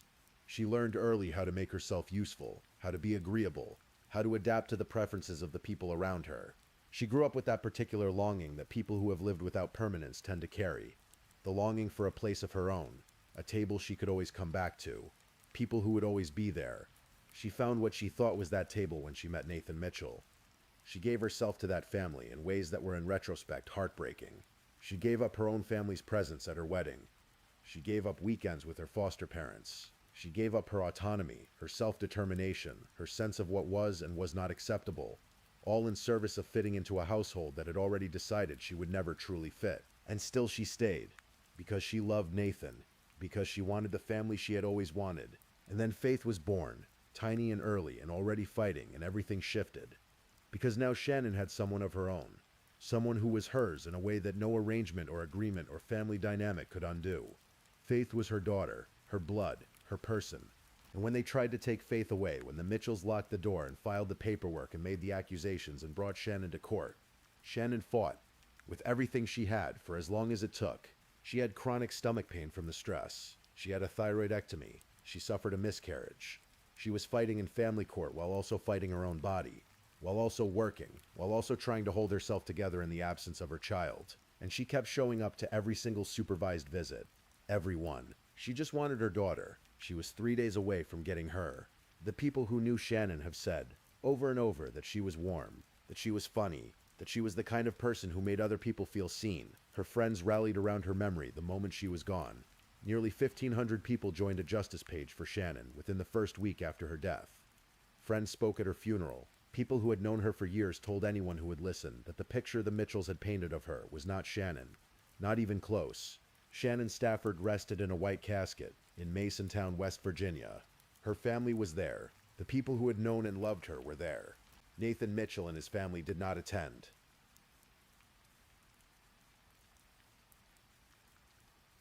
Stories like Shannon's are not rare. That is the uncomfortable truth that sits beneath every element of this case. Controlling relationships, isolation, a family that treats a daughter-in-law as both servant and threat, a custody battle weaponized not for the good of a child but for the maintenance of power, a court system that moves slowly while a young mother fought for the most fundamental thing a person can fight for. And then at the end of it all, the violence that so many people around Shannon had seen coming, the violence that her friends had worried about, that her boyfriend's mother had warned about, that the shape of the situation had been quietly predicting for months. One of Shannon's friends said something that has stayed with me as I researched this story. She said, "If you loved your baby, you wouldn't take her mother from her. Everybody needs their mom." That's the thing about this case. The Mitchells claim they acted out of love for Faith.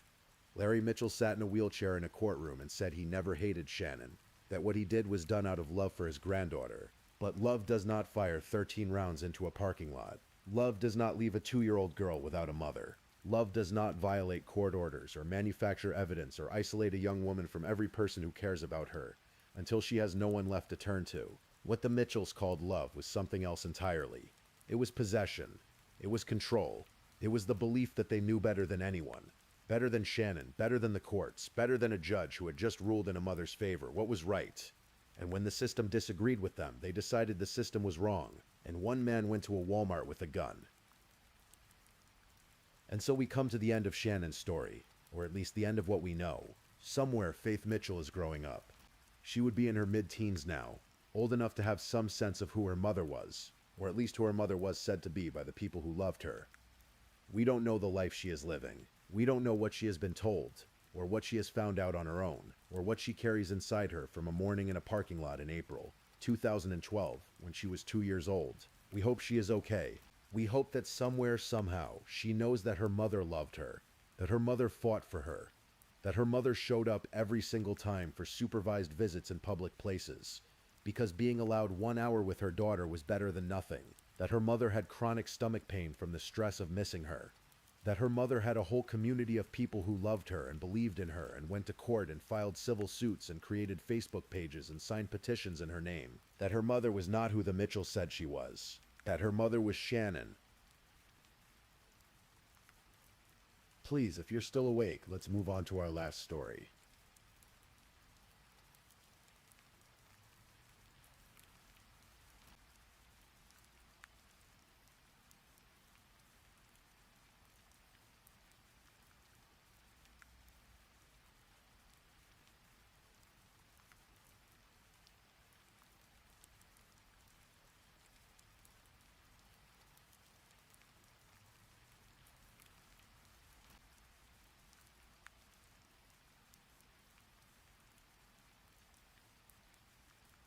Story 5. The Disappearance and Murder of Sierra Lamar.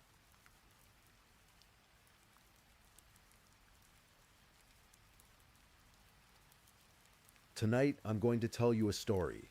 Not a ghost story, not something designed to spike your heart rate or make you sit up straight. This is the kind of story that draws you in slowly, the way a fog rolls across a valley just before dawn. It's a true story, a real one, and because it's real, it carries weight.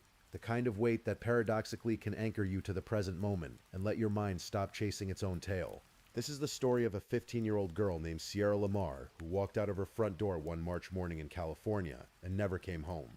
It's a story about a community that refused to give up, about detectives who followed invisible threads for years, about a man who thought he could disappear into the ordinary fabric of a small town, and about a family still waiting even now for a piece of their daughter to be returned to them.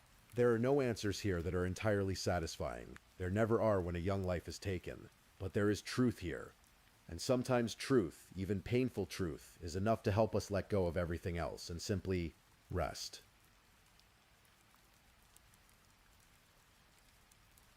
Sierra Mae Lamar was born on the 19th of October, 1996, in Fremont, California, a city that sits on the eastern edge of the San Francisco Bay, the kind of place that hums with quiet suburban life, soccer practices, coffee shop mornings, and the distant sound of BART trains moving through the hills.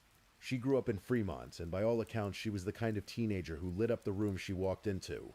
Her friends described her as funny, playful, and effortlessly social.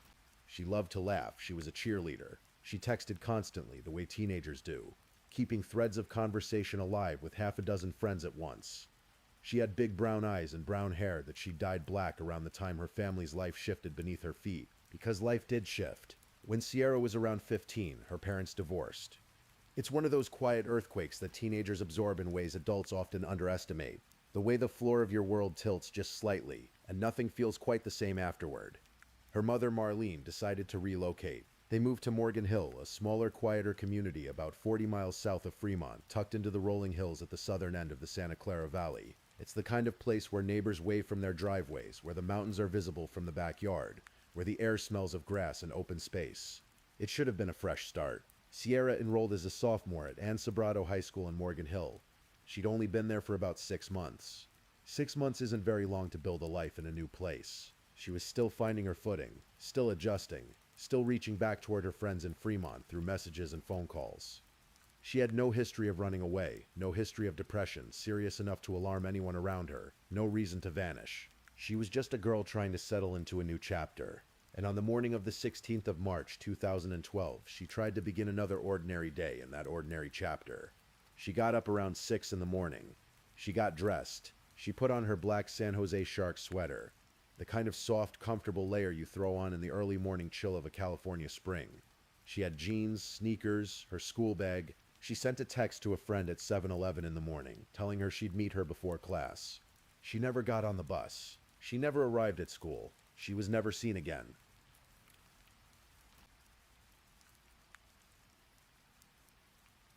The thing about disappearances, the ones that happen quickly, cleanly, in the space between one heartbeat and the next, is that the world doesn't stop. The bus still runs on its schedule. Teachers still take attendance. Friends still save seats. Life just continues, unaware that something has been severed. Sierra's mother, Marlene, went to work that morning, the way she always did. She had no reason to suspect anything. She'd watched Sierra get ready, had seen her head toward the door. Parents send their children into the world every single morning, trusting in the basic unspoken agreement that the world will send them back. At 3:45 that afternoon, Marlene finished work and called Sierra's phone. She wanted to check in, hear her daughter's voice, the way mothers do. The phone rang out. Marlene didn't immediately panic. Teenagers don't always pick up, especially if they're busy or in class or in the middle of something with a friend. But something nagged at her. She drove home. The house was quiet. Sierra wasn't there. Marlene went to Sobrato High School, hoping maybe Sierra had stayed late for something. Maybe she was in the gym or sitting with friends. But when she asked, the answer stopped her cold. Sierra hadn't come to school at all. Not a single class. Not a single period. The school's automated attendance system hadn't notified Marlene until 6 in the evening. A full school day had passed without anyone raising the alarm. It's one of those procedural gaps that would haunt everyone involved for years afterward. But in that moment, Marlene had one focus. Her daughter was gone. She called the police. The Santa Clara County Sheriff's Office sent deputies to take her statement. At first, as is standard in these situations, there was a quiet consideration of the possibility that Sierra had run away. She was a teenager. She'd recently moved away from her friends. She might have been unhappy, might have wanted to go back to Fremont. These things happen, but Sierra had sent that text at 7:11. She had plans to meet a friend. She was moving toward her day, not away from it. The first search of the area around her home began that night, and early the following morning, March 17th. The investigation deepened with a discovery that removed any remaining question of whether this was simply a teenager choosing to disappear. 3/4 of a mile from Sierra's home, along the roadside, a deputy found her cell phone. It was lying there in the grass near the road, as though it had been tossed from a moving vehicle. Not placed carefully, not set down, thrown. The phone was Sierra's, there was no question of that. And the fact that it had been discarded, not lost, not dropped by accident, but thrown, told investigators something important. Someone had wanted to get rid of it. Someone had wanted to sever Sierra's connection to anyone trying to reach her. The following day, the 18th, searchers found something else. Between a shed and a cactus, a few miles from her home, there was a black bag. Inside the bag were Sierra's jeans, the same jeans she'd been wearing when she left the house that morning.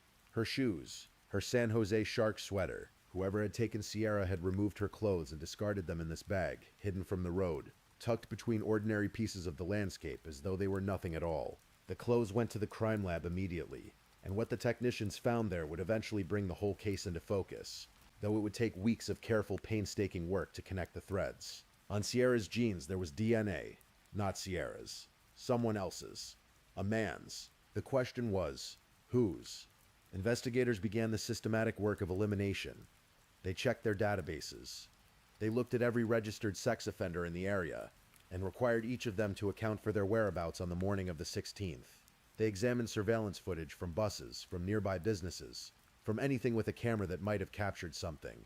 They reviewed Sierra's phone records, her computer, her social media, looking for anyone who might have had reason to harm her, any secret life she might have been living. There was nothing, no secret, no dark corner of her private world that anyone was hiding. Sierra was exactly who she appeared to be, a normal, cheerful 15-year-old who had walked to a bus stop on a Tuesday morning and been swallowed by something she never saw coming. And then, on March 28th, 12 days after Sierra vanished, the DNA on her jeans found a match.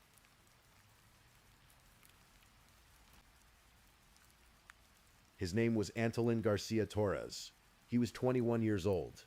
He lived in a trailer park 7 miles from Sierra's bus stop with his mother and his pregnant girlfriend.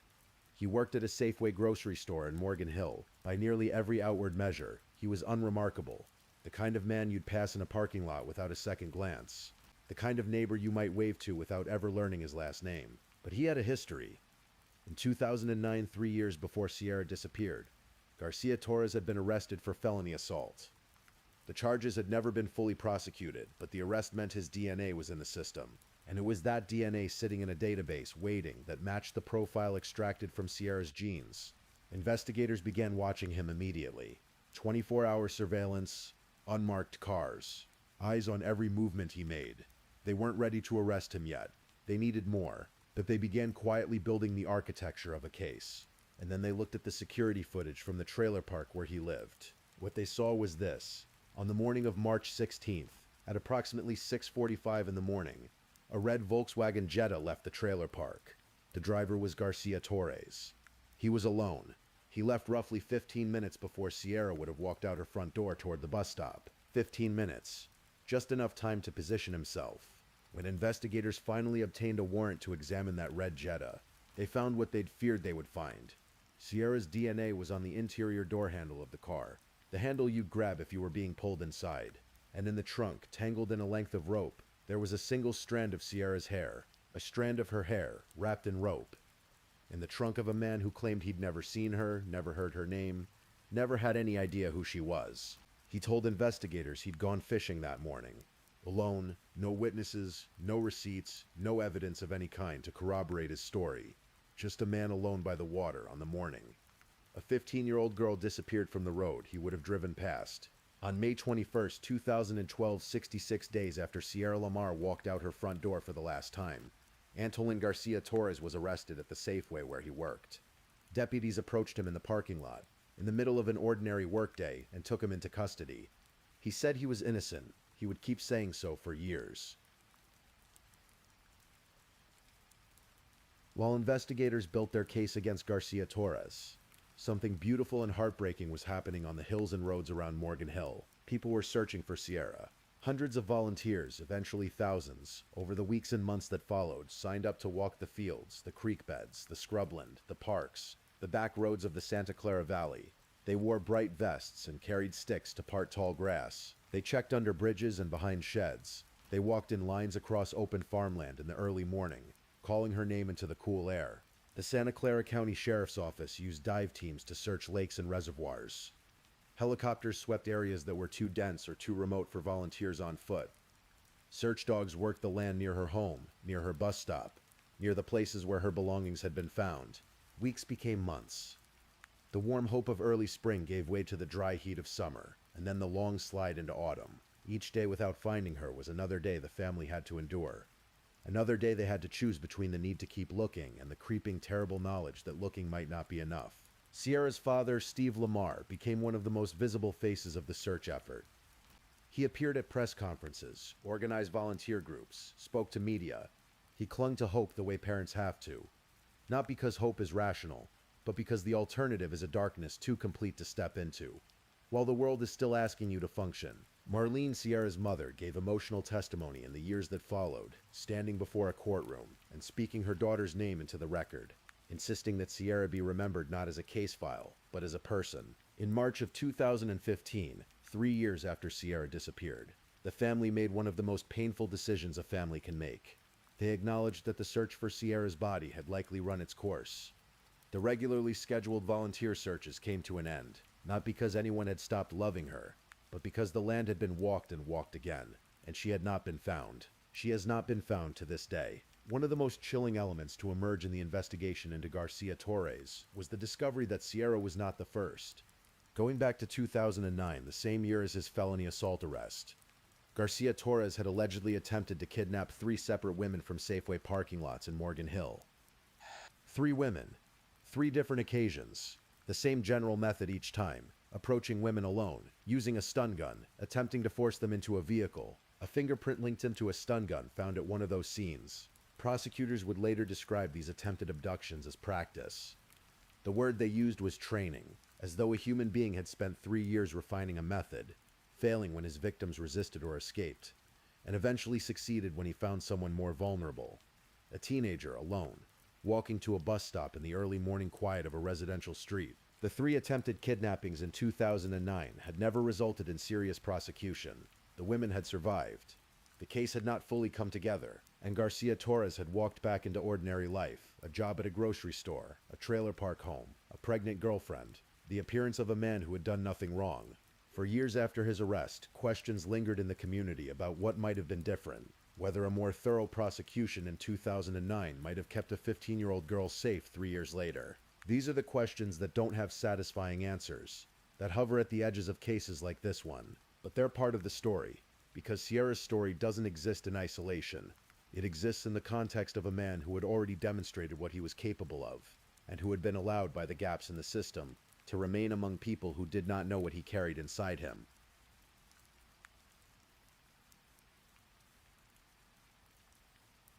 The wheels of justice, as anyone who has followed a criminal case will know, Do not move quickly. Garcia Torres was arrested in May of 2012. He was not tried until January of 2017. Nearly 5 years passed between the moment he was taken into custody and the moment a jury finally heard the full shape of the case against him. During those years, the legal machinery turned slowly. A secret criminal grand jury convened in January and February of 2014, hearing testimony from 50 witnesses and reviewing more than 40 evidence exhibits. On the 11th of February 2014, almost 2 years after Sierra's disappearance, the grand jury formally indicted Garcia Torres on charges of kidnapping and murder. In May of 2014, the Santa Clara County District Attorney made a decision that reflected the seriousness of the charges. They would seek the death penalty. Garcia Torres continued to plead not guilty. His attorneys filed motions to seal the grand jury transcript to keep the evidence from public view. They argued that the DNA had been contaminated, that investigators had been sloppy in their handling of the evidence, that the chain of custody was compromised. They argued that Sierra was a troubled teenager who had simply run away, that she might still be alive somewhere, living a different life under a different name. It was the kind of defense that is standard procedure, the kind that pokes at the joints of a case looking for weakness. And it put enormous pressure on the prosecution, who had to build a murder case without a body, without a murder weapon, without a crime scene, no remains, no place where it happened, no instrument used, just the clothes of a dead girl and the DNA of the man who had taken her. The trial finally began on the 30th of January, 2017, inside the Santa Clara County Courthouse in San Jose. It was expected to last up to 5 months. It lasted almost exactly that long. Inside that courtroom for those 5 months, the prosecution laid out a case built entirely on physical evidence and inference, the careful, methodical kind of reasoning that asks a jury to follow a thread from one point to the next, until the picture becomes clear enough to see. They presented the DNA from Sierra's genes, which matched Garcia Torres with a statistical probability so high as to be, for practical purposes, certain. They presented her DNA found on the interior door handle of his car, the handle on the passenger side, the side where a person would be pulled in. They showed the rope from the trunk with Sierra's hair wound around it, and let the jury consider what that meant. They presented the security footage, the red Jetta leaving the trailer park 15 minutes before Sierra walked out her door. Witnesses who had seen that same distinctive red car near the area where Sierra was last seen that morning. They presented the prior attempted kidnappings, the 3 women from the Safeway parking lots in 2009, and framed them not as separate incidents but as a pattern. Evidence of who Antolin Garcia Torres was, and what he was capable of, and what he had been doing in the 3 years before Sierra disappeared. Forensic experts testified about the handling of the evidence. Deputies who had collected and processed the items from the scene testified about their procedures. The careful changing of gloves, the labeling, the chain of custody. They directly refuted the defense's claim of contamination. Sierra's mother, Marlene, took the stand. She spoke about the morning her daughter left for school. She spoke about the phone call at 3:45 that was never answered. She spoke about driving to the high school and hearing those words, "She never came in today." She spoke about her daughter as a person. The laugh, the text, the cheerleading, the way Sierra lit up around her friends. The defense maintained its position. They pointed to a brown car that had allegedly been seen near the area of the disappearance, and claimed investigators had not adequately pursued that lead. They returned again and again to the question of contamination, and in their closing argument they asked the jury, where is the evidence that she is even dead? It was a bleak question, delivered in a desperate moment, and the jury heard it for what it was. After 5 months of testimony, 4 days of deliberations, less than 2 full days,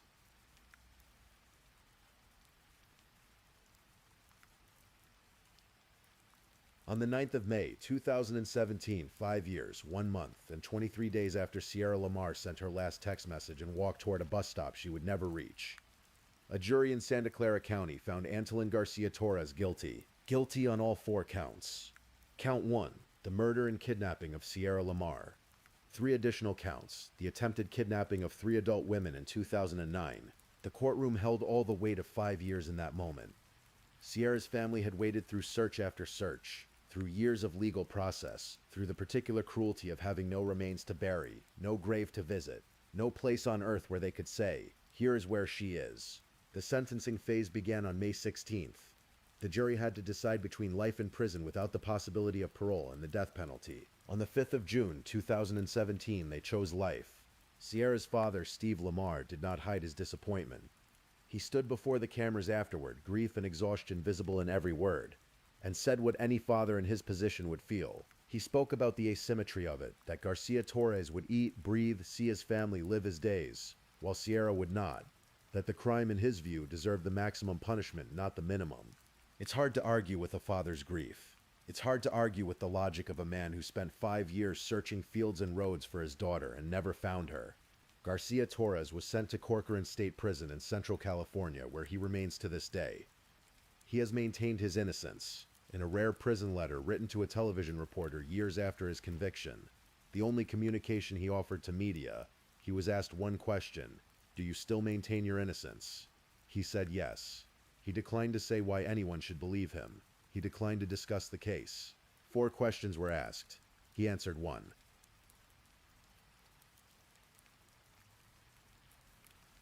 Sierra Lamar has never been found.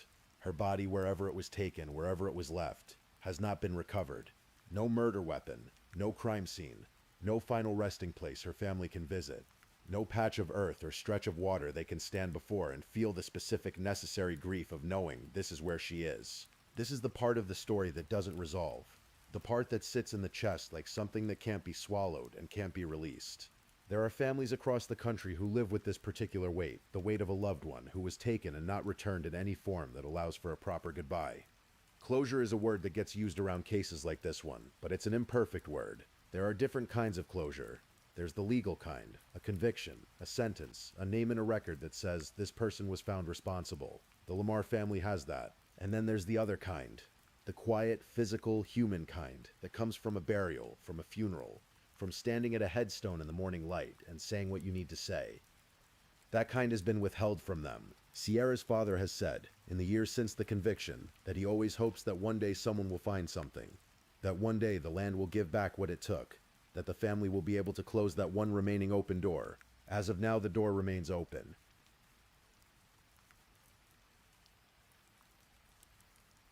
There are things we carry when we hear stories like Sierra's, questions about safety, about randomness, about the invisible dangers that exist in ordinary morning air, about bus stops and back roads, and the 15 minutes between one thing and the next. But there are other things we carry too, if we let ourselves. The image of hundreds of strangers in bright vests walking through the hills of Morgan Hill, calling a girl's name into the morning. The image of a father standing at a microphone year after year, refusing to let his daughter's name dissolve into statistics. The image of a mother taking the stand in a courtroom and speaking calmly, clearly, in the middle of her grief about a girl who loved the San Jose Sharks, who texted her friends constantly, who was a cheerleader, who was funny and playful, and trying to find her footing in a new town. Sierra May Lamar was born on the 19th of October, 1996. She was 15 years old. She had brown eyes and black-dyed hair and a 4-inch scar on her back and a whole life arranged in front of her that she never got to live. Her name is still spoken, her family still hopes, and that the speaking of names, the refusal to let people become only their disappearances, is one of the quieter forms of justice. Not the legal kind, not the satisfying clean kind, just the human kind. The kind that says she was here, she mattered. We remember. You can let that sit now if you'd like. Let your breath return to its own rhythm. Let your body remember where it is. Warm, safe, still. The story has been told. The night holds it now. There's nothing you need to do. Nowhere you need to go. Just this quiet and whatever rest is waiting for you on the other side of sleep. Good night, and see you on the next episode.